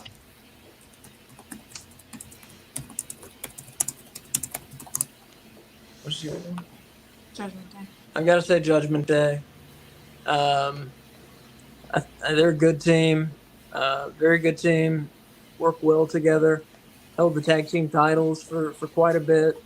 And we know they were in a lot of main events on Raw this year. And a lot of people complained about that. But, it's not their fault. They got booked in a lot of main events. It just shows trust in them, really. But, yeah, just solid team. Work well together. I don't know what more I can say. Yeah. So before Kay delivers the winner, I also select Alpha Academy as well. Maxine Dupri, Akira Tozawa, stars. And I mean, listen, I don't know. The dance-offs between Akira Tozawa and Prince Nana, they're both disgusting. They're both nasty. All right. They both get really they really get down with their dancing. So, okay, who do you have, and who is your pick for the winner in your eyes? So I have the Judgment Day. I make no secret about my love for the Judgment Day and that entire faction. I feel like Priest and Balor were a great tag team, especially with the frequent interference by Dom on the outside as a third man. I think their storylines were interesting. I think they got so much time because they're so compelling. But for the overall, because Alpha Academy outvotes Judgment Day, I'm going to give the award to Alpha Academy as the tiebreaker. Thank you. Oh, thank you. Thank you. That's awesome. Alpha Academy with the win for best tag team of 2023. Let us get now into. Okay, so we're going to do best match of the year 2023. And then after this, the last 10 minutes before the ball drops, we will just hang out and do the rest of the awards after. And then wrap up the show. So let us go to best match of the year, AEW. Asa, you're going to be the one to deliver the win. I'm typing it now. Into the chat. And the choices are Zack Sabre Jr. versus Bryan Danielson, Wrestle Dream, or Kenny Omega versus Will Ospreay 2, Wrestle Dream. Leo, with that expression, we're starting with you, buddy boy. That one was a Forbidden Door. Do you got? Yes, that was Forbidden Door. Sorry. Who do you have for best match of the year 2023? Zack Sabre Jr., Bryan Danielson, Kenny Omega, Ospreay 2.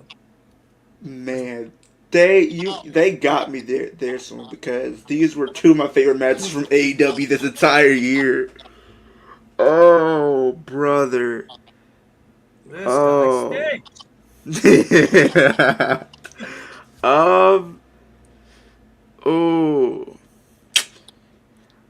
I'll say Zack Sabre Jr. versus Bryan Danielson. I loved Kenny. I love that match. I loved Kenny Omega versus Will Ospreay, but I feel like their Wrestle Kingdom match that they had in January was slightly better.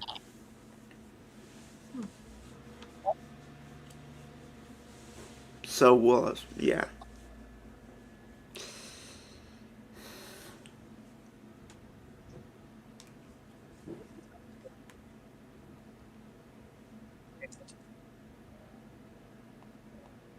I can't hear you. Do you want me to go? Yeah, who do you have before you give the answer? And then we'll go to K. I'm gonna go with Kenny Omega versus Will Ospreay at Forbidden Door. It was just terrific, knockdown, drag out, one of the best matches I've ever seen in my life. Okay, I like that. K. I'm going with Bryan Danielson and Zack Sabre Jr. at Wrestle Dream. It is the match that I was looking forward to the most this year, and it did not disappoint at any level. Yeah, that is for sure. But, there he is. Wolf. Sorry, what did I miss? Good. Kenny Omega versus Will Ospreay 2, Zack Sabre Jr., Bryan Danielson. Who do you have as best match of the year 2023? Kenny Omega versus Will Ospreay at Forbidden Door. That match was beyond anything. Kenny Omega and Will Ospreay, honestly, just the perfect synergy together, the perfect matchup. The literal wrestling soulmates, but these two put on a masterclass. And in my opinion, I'm probably the only one with this opinion. Honestly, I have this as the best wrestling match of all time in all wrestling. Um, just this was insane to me. It was something incredible, something I could not have imagined, and they did it. It just shows you how incredible Kenny Omega and Will Ospreay are. So Yeah.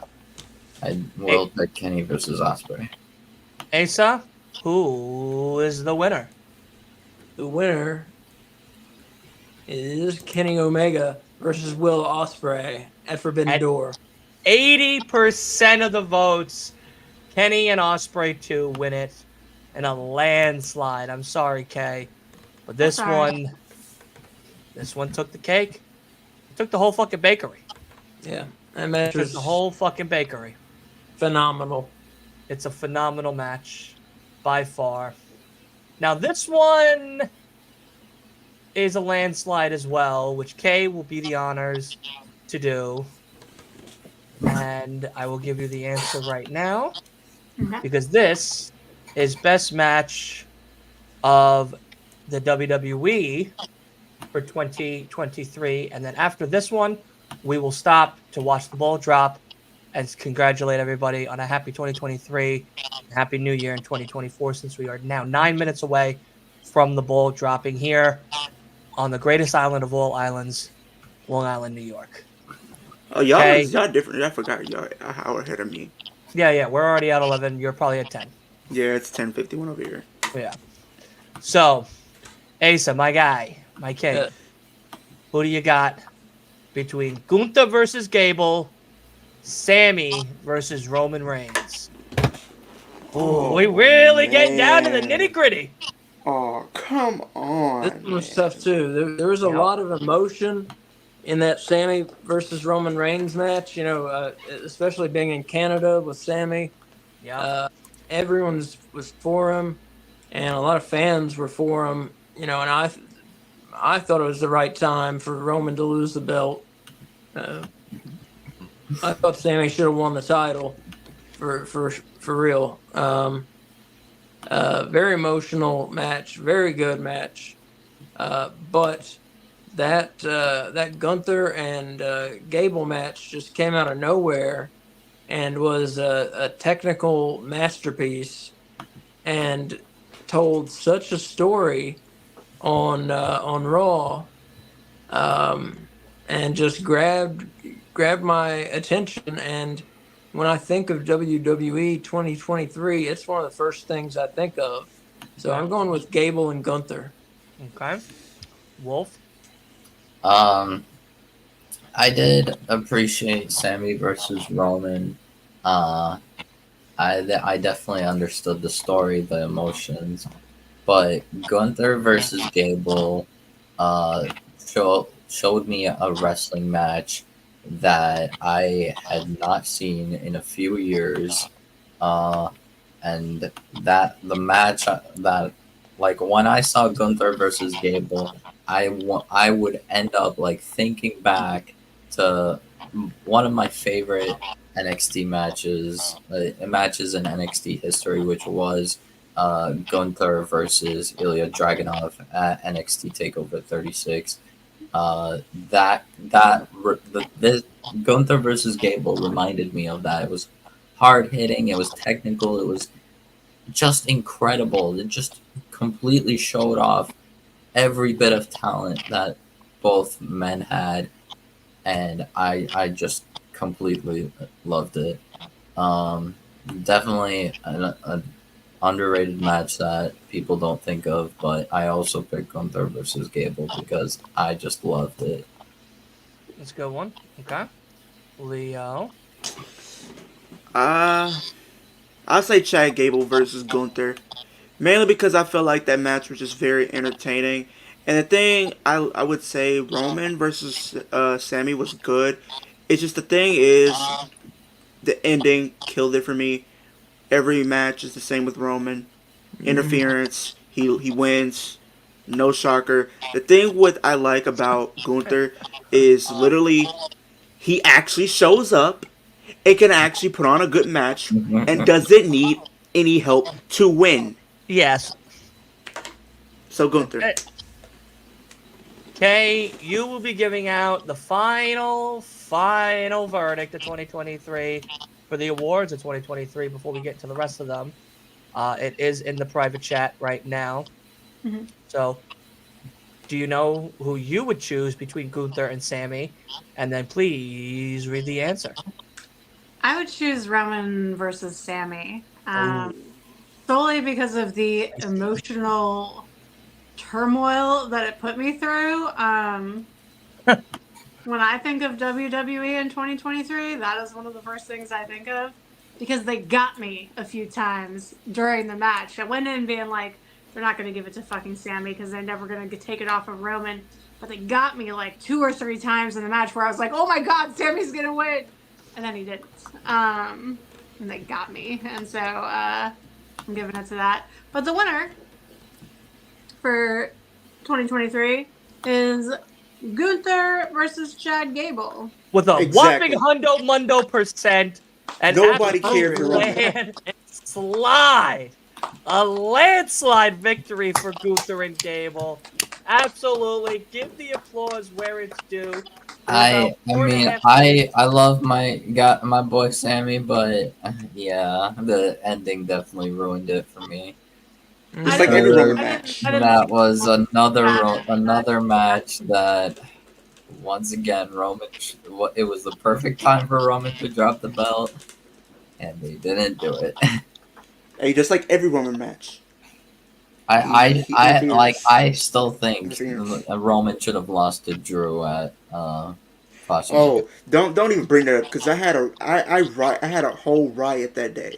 Like people seen a different side of me that they shouldn't have seen, but I cannot take that back. And then they seen it again when that happened at Elimination Chamber. Then they seen it again the third time at WrestleMania. So Yeah. We are about 3 minutes 40 seconds until the ball drops to celebrate the new 2024 new year. And I cannot believe I'm doing it with all of you. I'm so happy I'm doing it with all of you. My internet family and arms right here. Absolutely amazing. And then we're going to do a little brand message from none other than Big B himself to end our 2023 and goals for 2024. And then we're going to finish off the award show and then get out of here. So that way we can all enjoy 2024 with a nice sleep, a nice slumber, and of course, get ready for 2024 and what it has in store. So, Big B, take it away, buddy. What's going on, everybody? It's your boy, God's favorite host. That's right, the official host of the Flex Zone podcast, the only place giving you your sports how you want it, when you need it.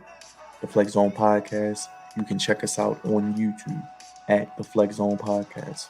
Go ahead, super kick that subscribe button, backdrop that bell, and make sure you like or bomb that like button. Leave us a thumbs up. It helps us out tremendously in the YouTube algorithm world. And as always, make sure you V-trigger any poll that we have. We love to hear your thoughts and opinions on everything we got cooking up. 2023, we cooked, but in 2024, we cooking even more. We cooking with fish grease, people, because we about to be popping. 2023 was a big year for the Flex Zone podcast. We hit 2,000 subscribers on YouTube. So thank you to everybody who watched any of our videos, commented, joined any of our live streams, or was just in any type of way supportive of our brand. You can check out our ticker down below. You can see we're on Twitter, Instagram, at the Flex Zone 1, and now on TikTok, the Flex Zone podcast. We definitely look to be more active on our social media platforms heading into 2024. This will be the 10th year of the Flex Zone podcast. We have been doing this for over 400 episodes. We've been on YouTube since 2020. So we're growing the YouTube. We're on Facebook, we're on Twitter, we're on Instagram, and on TikTok as well. If you want to be a part of one of our live streams, you want to be a guest on our flagship podcast, Monday nights at 10 p.m., the flexzone1@gmail.com. It's the only place giving you sports how you want it, when you need it. In 2024, we will continue bringing you all the hottest sports talk. Mondays, we have our official flagship podcast. Wednesdays, we do live streams. with AEW Dynamite, and we're here for every WWE and AEW pay-per-view premium live event, live watching it with you here on stream. What else could you want? We do it all. Basketball, football, baseball, professional wrestling. We talk about it here on the Flex Zone Podcast, the only place giving you sports how you want it when you need it. Looking out for more in 2024.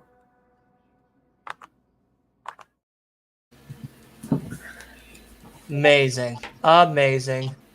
And we are on the final countdown until 2024. Thank you, everybody, for an amazing 2023 as we're about 20 seconds away from the new year. Well, already here. We're at the new year, but I'll wait till the official bullet drops on the TV for everybody so that way we can all scream to the top of our channels 2024.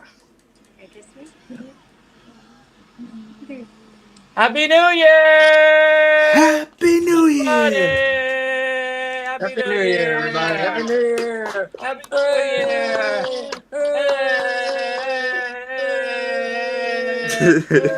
Let's swear when we try real quick. There's fireworks going off. Yeah, bang, bang, bang, bang, bang, bang, bang, bang.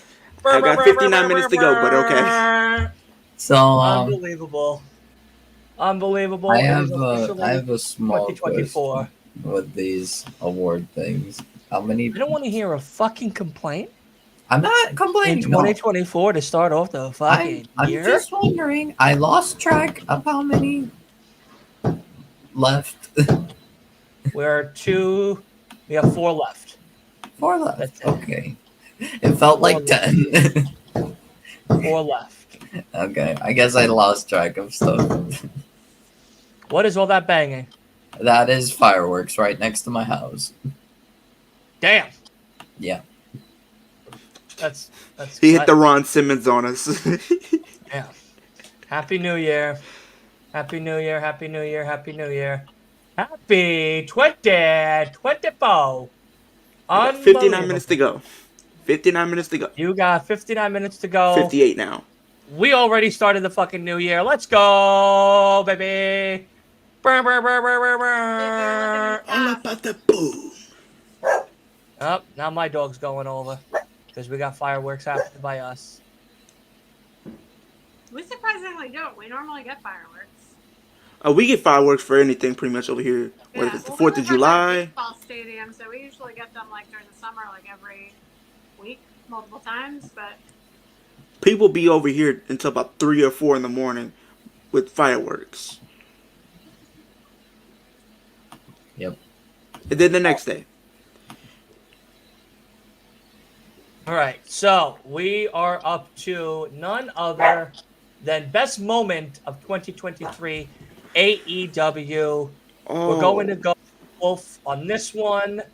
I'm going to tell you the winner in the private chat and then mute myself so no one can hear my dog bark because we have fireworks going off right now near us. All right, Wolf has left us again.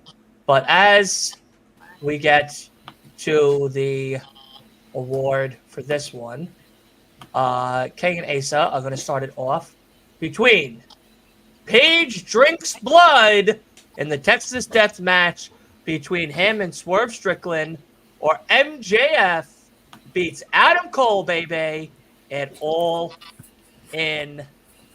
Which one would you guys like to be picking for 2023?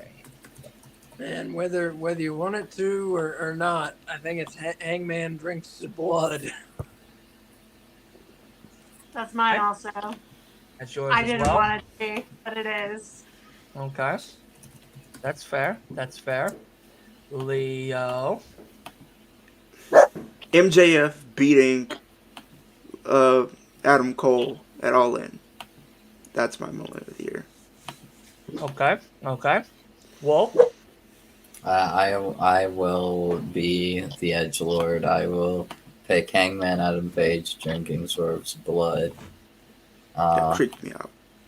Yeah. And the winner is Hangman Adam Page drinking Swerve's blood. We drink blood. We drink blood. We drink blood over here. We're That's not what I'm talking about. vampires. We are There's tonight. something that's vampires. We Well are done. tonight at 57% for that one. Now let's get to the best moment of WWE,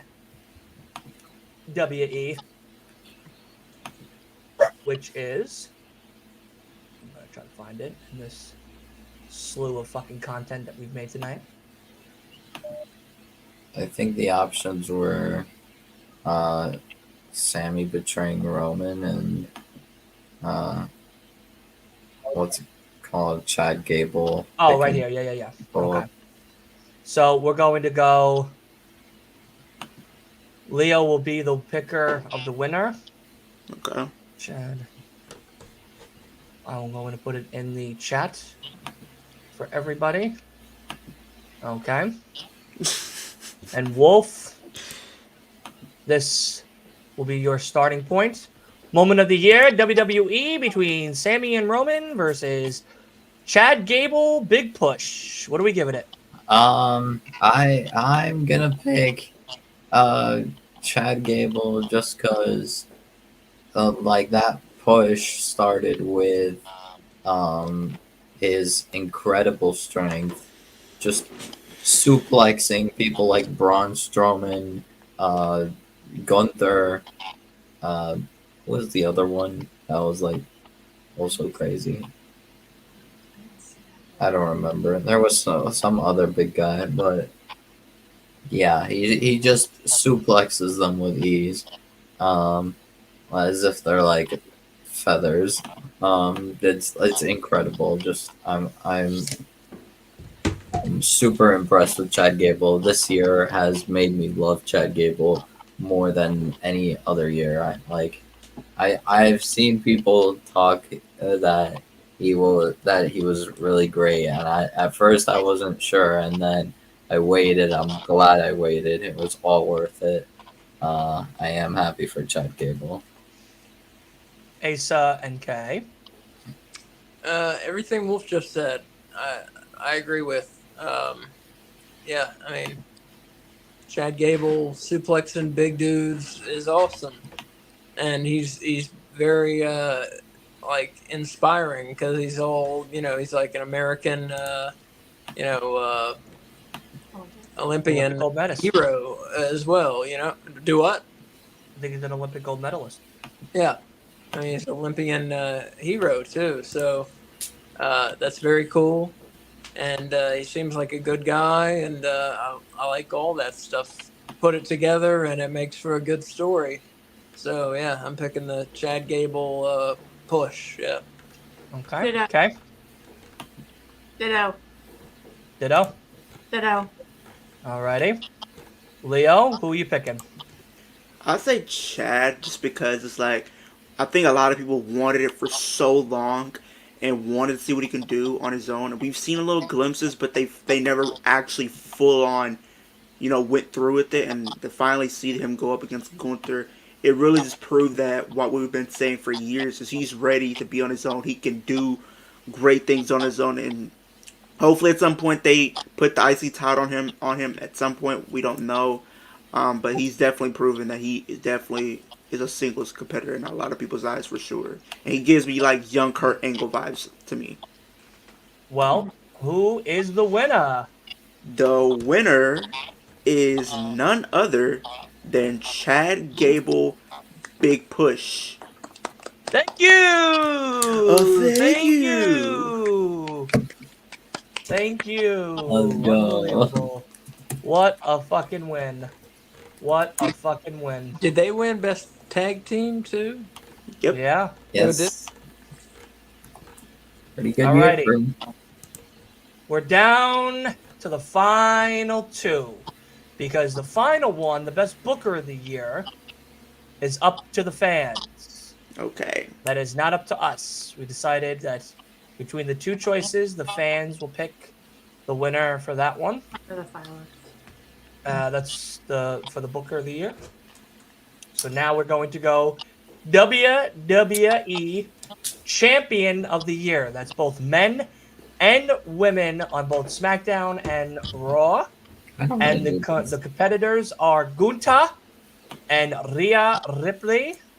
Ace K is going to read the winner of this one, which is no, I'm sorry, Asa is going to read the winner of this one, Okay. and K will do the AEW one with the MJF Orange Cassidy choice. All right, so we'll go with Leo. Leo, my guy. What are we thinking? Who are we getting between Gunther and Rhea Ripley? I gotta say Gunther. He's elevated that championship. He's elevated what a mid card championship could be, because I think for a long time I think people's perception on the Intercontinental Championships, mid card championships in general, is like there's so many rungs below the World Championship. But I think with Gunther, I think he's definitely elevated the title to a point to where it can be up there as a world championship. It can be taken as serious as a world championship. You have people who are main event players going after that IC title, which adds more prestige to the title altogether. So I definitely got to say Gunther. Okay, I like that one. Chris is also saying Gunther in the chat.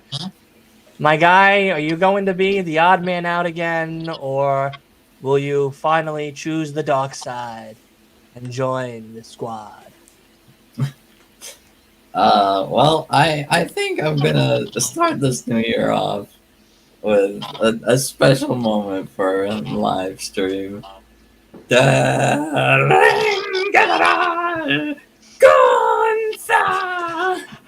I love that. I'm gonna have to clip that one. That's gonna be my ringtone. Not the best. Tried to practice it, but I'm no Ludwig. I love that. Gunther, you got it, buddy. Yeah, Awesome. Gunther. 100% Gunther. Kay, who do you got? I got Gunther. Gunther. And Asa, who do you got? Gunther, yeah, Gunther. very dominating, very powerful, elevated the belt like Leo said. Yeah, what more can you say? All right, I'm gonna hit you with a drum roll. And who's the winner? Who's the winner? You're the guy. Oh, that's my name. Yeah. That's you. That's your name. Oh. He hasn't seen it yet. Hold on. Wait. Gunther! Gunther! With 77%. With 77%. Rhea only got 22. Sorry, Rhea, but next time. Yeah. Sorry, not sorry.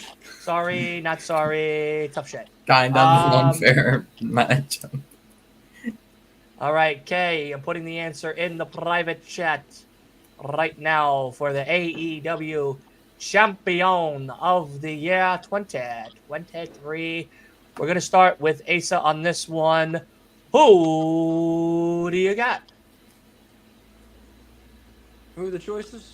MJF, Orange Cassidy.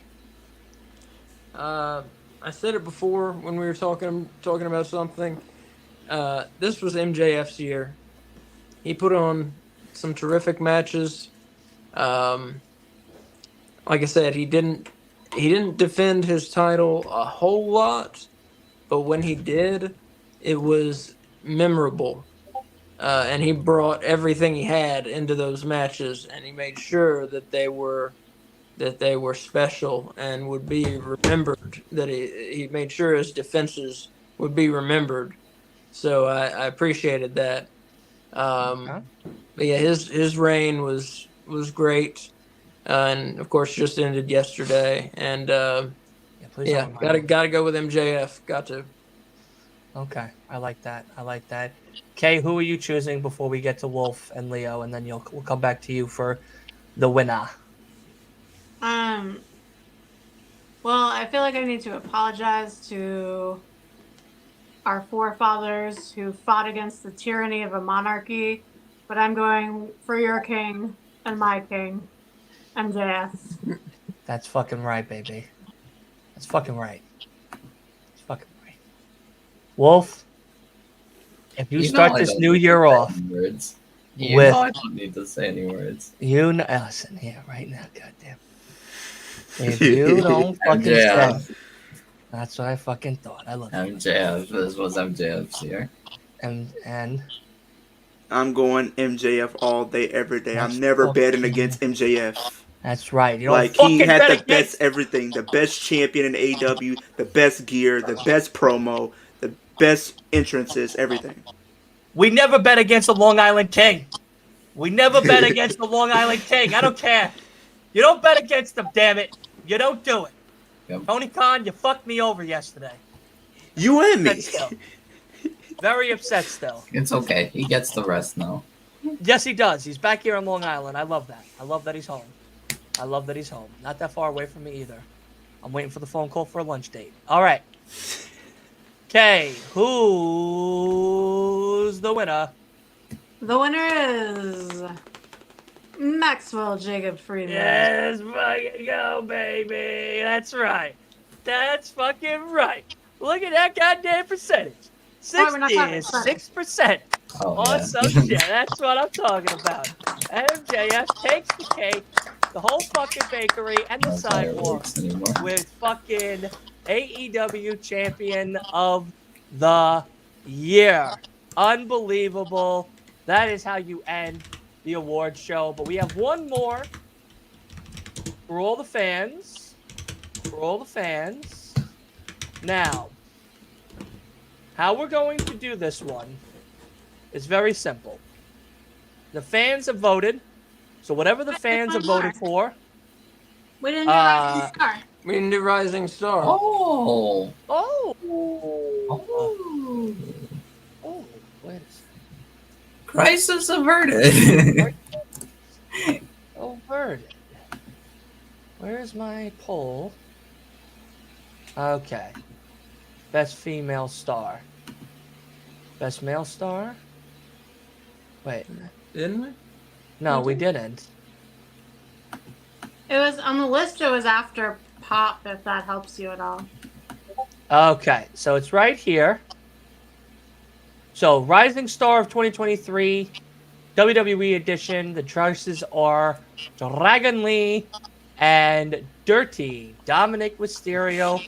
Wolf will have the honors of picking the actual winner, which I just sent you in the chat. Kay and Asa will start this one off. Who at a Dirty Dom and Dragon Lee are you giving Rising Star of WWE? Dominic Mysterio showed himself this year to be really. He showed a lot of growth, both in the ring and on the mic. He wasn't cutting any promos at all, and now he's just talking a little bit. So that's growth. But in the ring, he improved a whole lot. I mean, he was good starting 2023, and now he's gone up a rung to pretty good, and up next is very good. So he may get there in 2024. We'll see. He's improving quickly. So Dominic Mysterio, he's getting there, and I expected he would. Okay. I also picked our hero, Dominic Mysterio. Okay. Leo. I gotta go Dominic. Like, he just had an amazing year, being able to mix it up with the guy, like the bigger talent, like your Seth Rollinses and, your guys like that on the microphone and even in the ring. And a former two-time NXT North American champion. Like, definitely kind of had brought more eyes to NXT, so you can't go wrong with him. So Wolf. Dominic for me. How are you? I'm all right. So Do you want to start the New York War right, or you want to start it off wrong?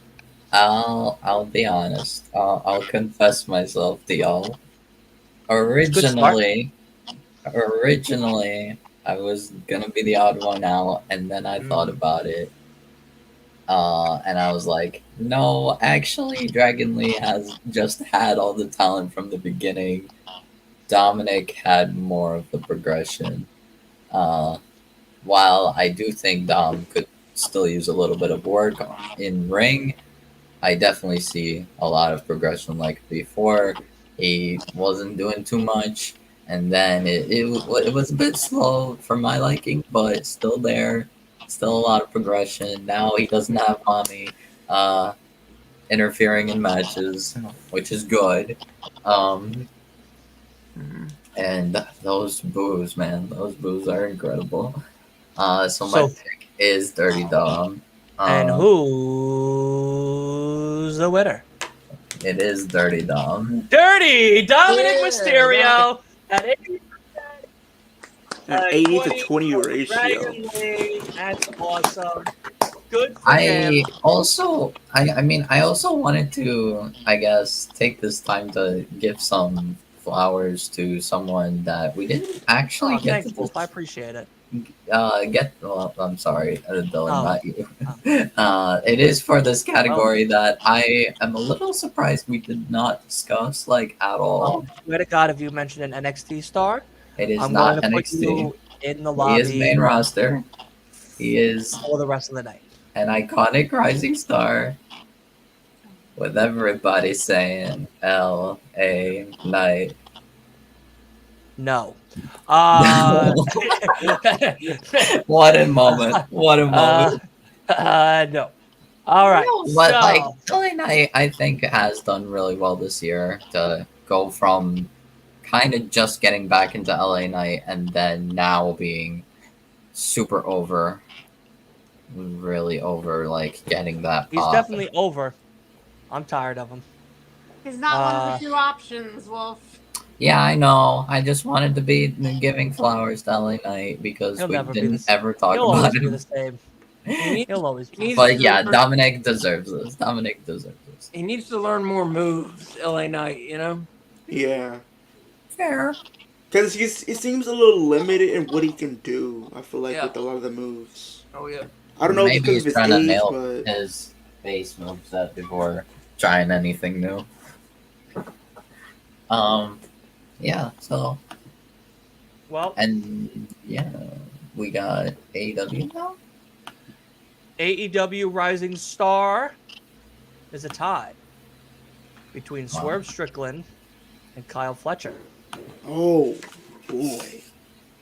This is hard. Leo will be the one to make the final verdict of 2023's Rising Star.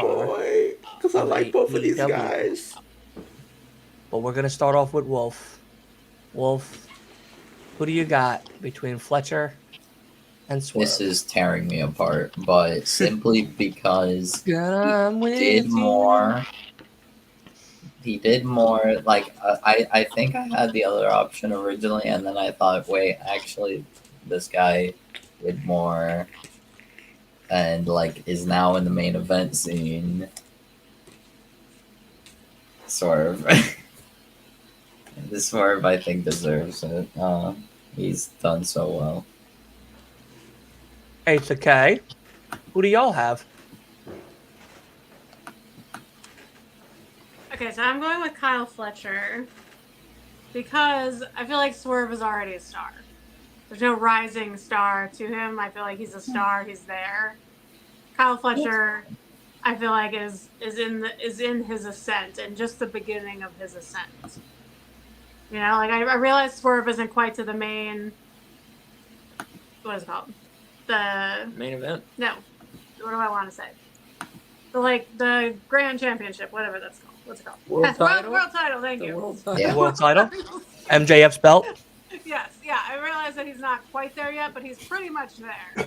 And so Yeah. I feel like Kyle Fletcher has a long way to go, and he's like a newbie. Mm-hmm. Where I don't Swerve isn't a newbie to me, you know. Asa? That's fair. I pick Swerve Strickland. He's been he's shown so much improvement, and not just improvement, but this year so much will and desire to be at the top of the game that he's like he has willed himself to be at the top of the game, and it looks like that's where he's going to end up in 2024 is at the top of the game. from sheer force of will, and that is fucking impressive. So yeah, for Strickland, yeah. Okay. Leo. How are you, Oh, buddy? What's going on? Happy New Year, 2024. thank you. Who is your pick? And then who are we giving the champion to? So far, Ooh. we've had Kyle Fletcher be all three, right? Am I right on that? Asa, right? Fletcher, It K, says Fletcher. Swerve. I said Swerve. Ace, okay, so Swerve 2. I Asa. said Swerve. Okay, so Asa and Wolf said Swerve. I was very torn. Kay and I both say Fletcher. Who's the guy? I'm going Kyle Fletcher. Hey, all right, I'm going Kyle Fletcher Fair. because, just like Kay said, I feel like Swerve Strickland's already a made star. He's there, and if any time they wanted to, they can easily pull the trigger and people will be behind it. I think Kyle Fletcher is one of these guys that I think they're building for the future, and I think he's definitely going to be somebody you want to keep your eyes on. And he's definitely a rising star. He's already proven that he is the future, like literally going through that match that he had for the Ring of Honor television title. So definitely a rising star in my opinion. I love that. Well, we are going to now hit Booker of the Year. The two choices were Tony Khan and Shawn Michaels. I'm going to let all of us make our picks, but then we're going to give the final verdict to the fans. We'll start with Leo, Tony Khan, or crooked-eyed Shawn Michaels. That I'm gonna say Tony Khan. I might just have to. I feel like Shawn Michael has definitely improved with a lot of his stuff. I feel like he's really working on trying to get like that 2.0 stench away after everything that we kind of dealt with them. Mm-hmm. And I feel like it's gonna take some time to kind of get that feel and vibe away. But I do like, there are a lot of things that I do enjoy from, watching NXT under Shawn Michaels. It's like the rise of, Trick Williams, the Carmelo Hayes story, Becky coming down there, kind of helping out with a little bit of the talent, Lyra Valkyrie beating someone like her. Just a lot of the people that I got to watch down there. I'm not going to mention a certain someone because she's not in WWE right now, but I did enjoy watching her. Yeah, but I really enjoy watching her in NXT for sure. Yeah, she works at Denny's now with Nick Wayne's mom. Sorry to break No, it she down. doesn't. She's in TNA. She's Sorry going to TNA. Shut it. She's going to TNA. We're not going to do that. 2024. We're not going to start off 2024 like this. She's going to TNA in about He gave me a week and coupon half. at Nassau Coliseum. She said, "Hey, listen, I start my shift next week with Nick Wayne's mom at Denny's. There's a 10% off." I said, "All right, I gotta go." In a half, she is going to TNA. I don't want to hear it, but I'm gonna give it to Tony Khan. I feel like there's been a lot of different things. Seeing the acquisition of Will Ospreay to the roster, like the rise of Swerve. You got the whole Devil storyline. MJF over there doing some of the best work of his career. The best work of his career, MJF winning the world championship, all the storylines that they've done with him, with the Four Pillars, Adam Cole, like there was just so much stuff. There was, you can easily, even the character work of like Tony Storm, like there's just so much there. Well, I agree till the devil thing comes up, but yeah, Wolf. Shawn Michaels. I don't know what the hell that meant, but all right. That was Shawn Michaels pose. It was. I forgot the camera hides half my thing, but I was doing the Shawn Michaels pose. But Your house is just that fucking big. HBK, I think, has done incredible booking NXT. It's the most consistent wrestling I've watched. Because like, I've been put off at times from I say that honestly. Like I've been put like sometimes AEW, like there are things that I'm like, what the hell is going on? It's usually Well, stuff we say that about you as well. aren't the main stuff, but like WWE also is not like main roster is not entirely consistent. So I definitely like am a little put off. While I do understand Leo's points with AEW, there are also the flaws that of Tony Khan's booking. There are decisions that like don't need to happen, don't make sense. Yesterday proved that with that TNT title. Anyway, I'm not gonna get into a rant, um, but the thing is, I genuinely I have been watching NXT and I have genuinely enjoyed whole show boy. like from 8 p.m. to 10. Like I don't see like anything bad with NXT. It's good wrestling, good simple feud. It's simple feuds, yes, but mostly. But like the Carmelo Trick story is great. The elevation of young of not always younger talent, but like talent that we don't always see. And honestly, it's just the pay-per-views are great. So yeah, I gotta say Shawn Michaels 100%. I can't wait to see more. I definitely think NXT is better than both brands of the main roster in WWE. Easily. And... Oh, you finally done? Thank God. Alrighty, so okay, asshole. Wow. Yeah, I love you so much. I love you so much. I'm just kidding. No, I don't know if I would say NXT's the better brand. There's definitely arguments to be made there. Like I think their pay-per-views are very, very good, but their TV shows aren't always the same or as consistent, especially when they come off of a very big pay-per-view. Their TV shows don't always deliver, but I'd also kind of put that in the same category I don't entirely agree, just because I've never been bored of it. I've always loved every match that they put out. It's just because you're a no, I mark. get you. Okay, not just because. Okay, yes, I'm slightly a wrestling mark, but still, it's good. Listen, matches. we're all wrestling Good marks. matches. All right. Watching the NXT TV show makes me feel like I took too much cold medicine.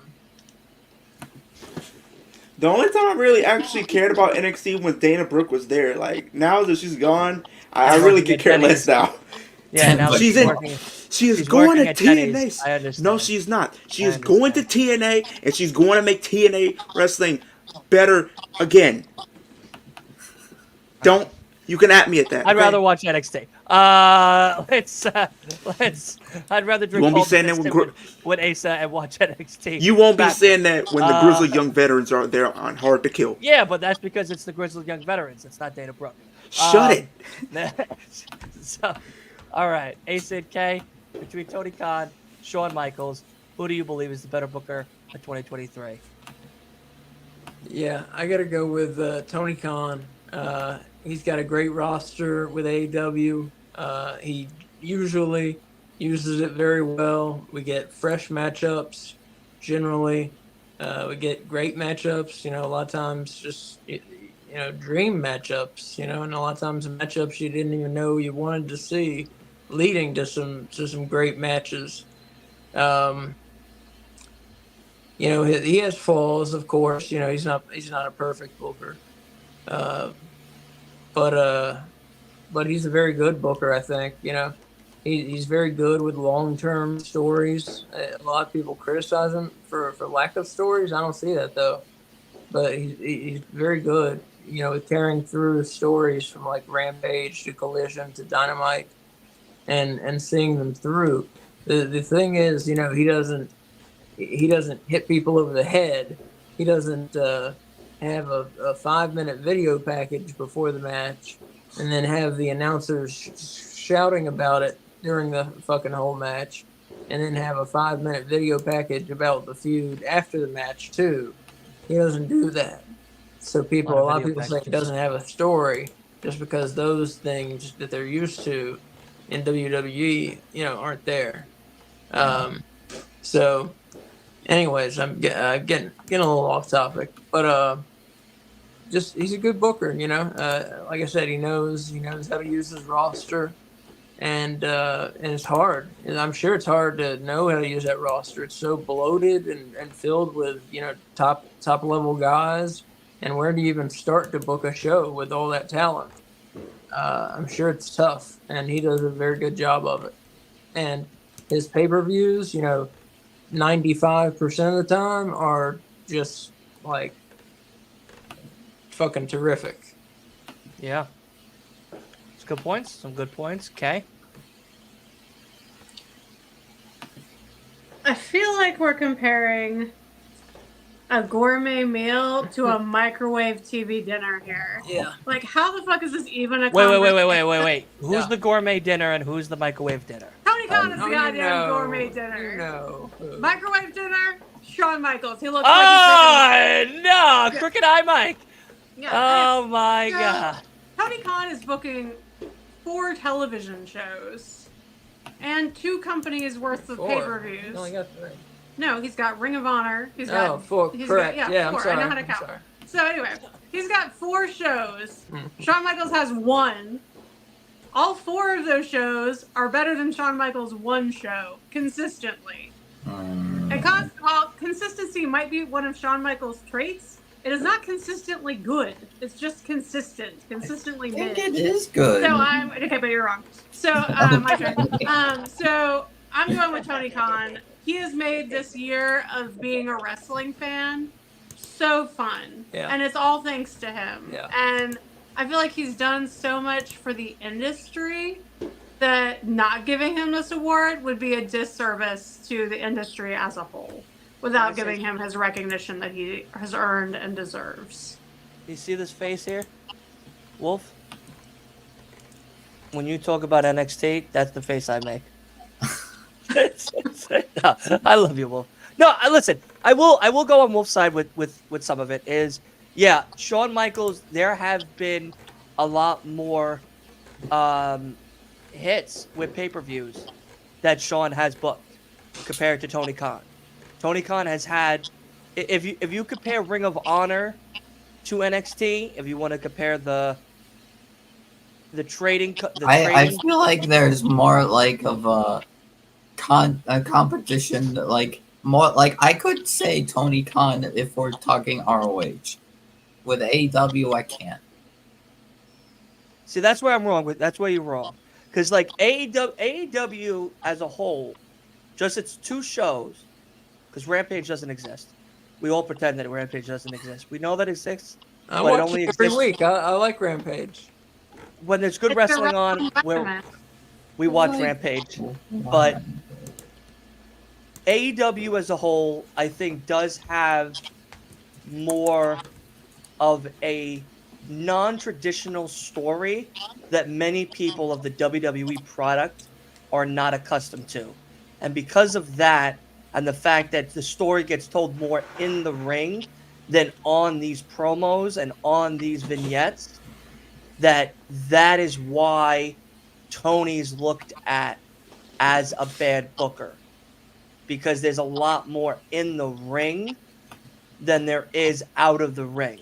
Because with WWE, there's a lot more out of the ring than there is in the ring.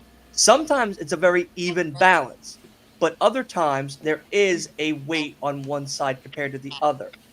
And NXT, I feel like that as well, because there's been a lot more skits and promos that are outside the ring that we've all watched that didn't really make sense of what was happening in the ring.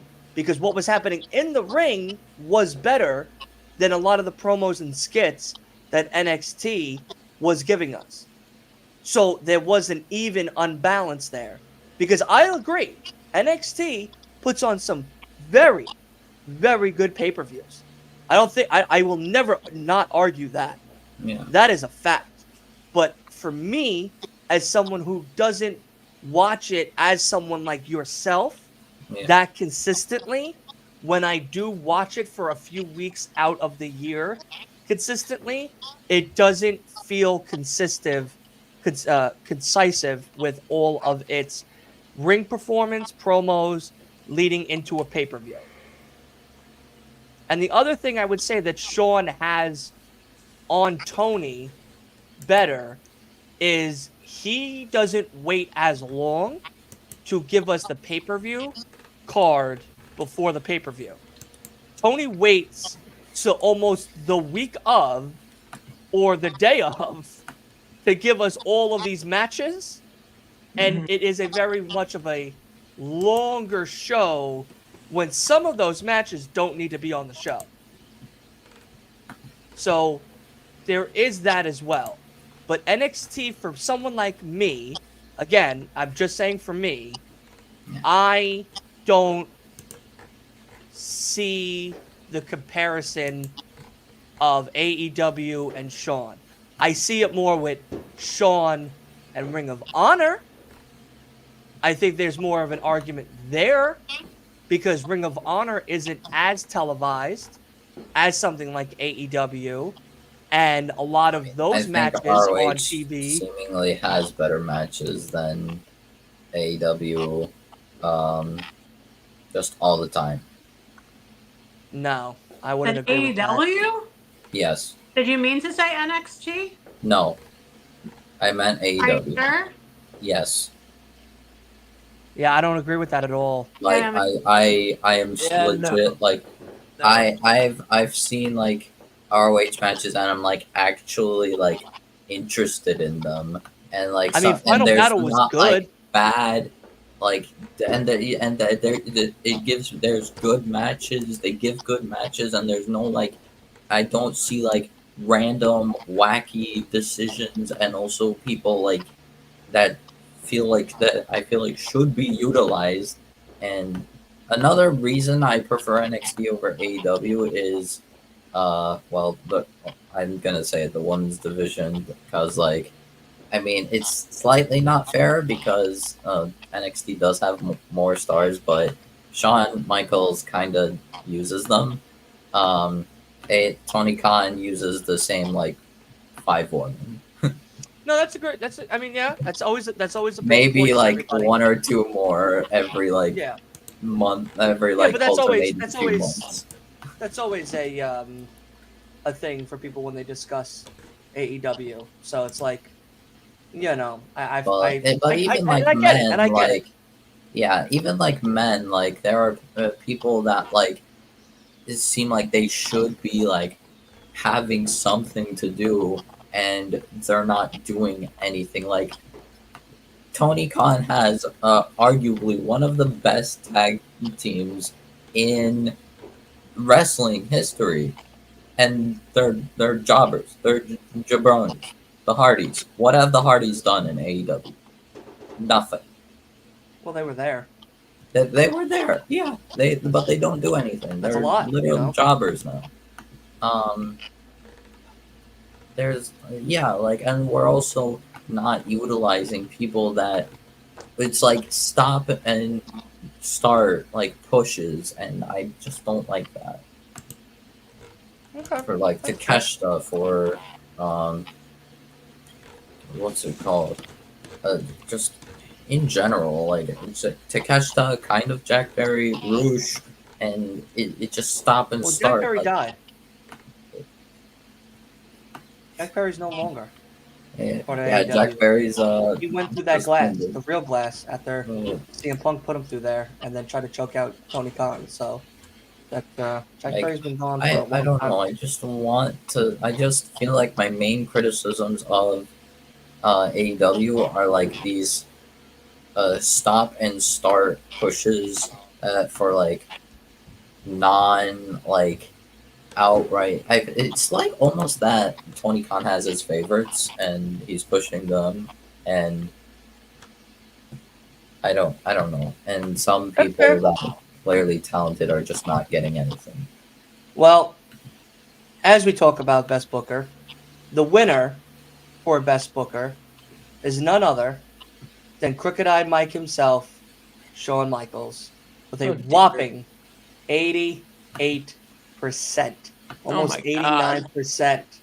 Almost 89% of the votes there, with Tony Khan at only 11% of People the love vote. microwave dinners. You know what that's called? That's called an abortion of a vote.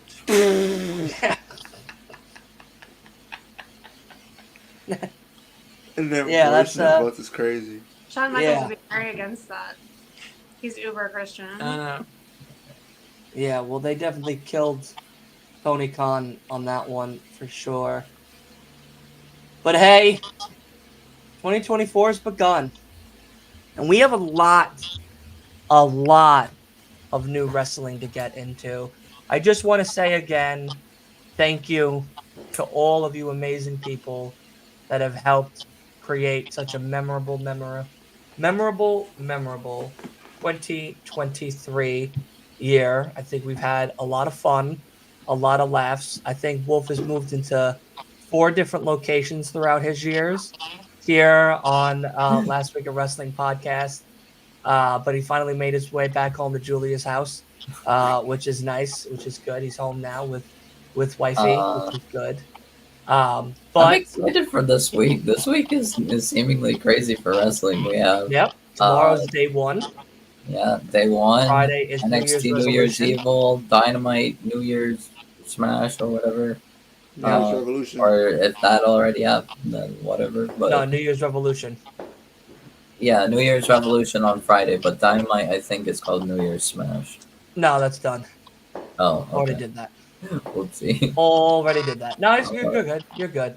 But we are going to end it here. If there's anybody that wants to say a couple of things before we leave, I know No Bones has, I think, a retro watch along coming up soon. We'll get to that in a second. Leo probably has some stuff to talk about. I don't know what happened to his shirt and outfit that he was wearing. He was looking so good. Now he looks disheveled on television. Unbelievable. Sorry.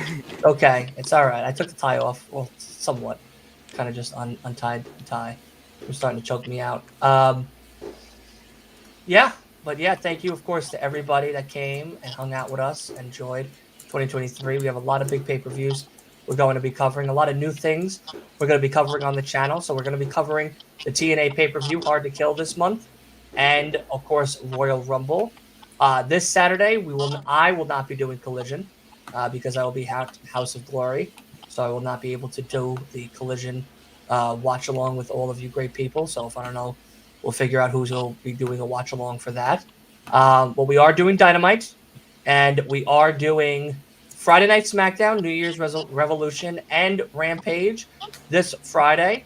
And then, of course, this Thursday is the podcast. But everything is changing come the following week, as the schedule is going to be going Tuesday through Sunday, which means Tuesdays and Sundays will be podcast days, maybe some other fun things in between, as well as every Thursday will be fun, either predictions or interviews or a whole bunch of other things that we have lined up for you here at the Last Week of Wrestling podcast. Of course, all the watch-alongs, pay-per-views, WWE, AEW, TNA, Ring of Honor, all of that is going to be happening here as well.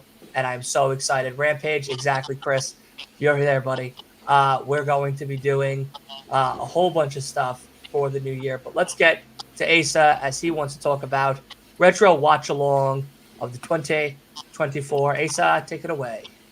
Well, just real quick, one thing. Our weekly show, AEW Weekly, is Mondays at 6 p.m. on our YouTube channel, No Bones About Wrestling. So check that out tomorrow, 6 p.m. No Bones About Wrestling. But yeah, retro watch along we've been doing for a couple months now, and it returns January 7th. So that's Sunday. And we are going to be watching WWF Royal Rumble 1994. So it's a good one. It has The Undertaker battling Yokozuna in a casket match for the world title. It has the Hart brothers, Brett and Owen, teaming up to take on the Quebecers for the world tag team titles. I believe it has Razor Ramon battling IRS and some other matches. So it's going to be myself, K Fabulous, and Dylan is joining us to watch along. and that is at 12:45 on Sunday. Again, on our YouTube channel, No Bones About Wrestling. So come at 12:45, and we'll talk about the card a little, and then we'll start the show right at 1 p.m. So come Awesome. join us Sunday, 12:45. Awesome. Leo, do you have anything you want to say about this week going forward for the new year? Any content you want to talk about? Definitely been saying I'm gonna be pushing more TNA on my channel. I'll be doing a lot more TNA. Anything TNA wise, whether if it's a reaction video to the live streams, I'll be live streaming TNA pay-per-views. I'm still debating if I'm gonna do that weekly shows. I might do like the weekly shows. I'm still debating on that, like I said, but definitely the pay-per-views. Anything like a new signing, Bless you. anything big happening in TNA, what if it's a new signing or whatever the case is, you'll get it on my channel. So definitely be on the lookout for that. Still gonna be doing my stuff like I've been doing. More streams. I'm gonna be streaming a lot more for what if it's Raw, SmackDown, NXT, whatever it is. I'm gonna be streaming a lot more this year compared to this year because this past year I only did like pretty much AEW for the most part, and then like the WWE pay-per-views. But definitely like the weekly shows I'm gonna stream a lot more of. So definitely be on the lookout for that as well. Okay. Wolf, is there anything you want to say? Yeah, I thought about it, and I think I will also host a watch along for Day One Raw tonight. Now that it's New Year's, but Monday night Raw, Day Right. One, we got some pretty good matches, pretty big matches, and then tomorrow I will also host, or Tuesday night I will also host NXT New Year's Eve watch along with some big matches also.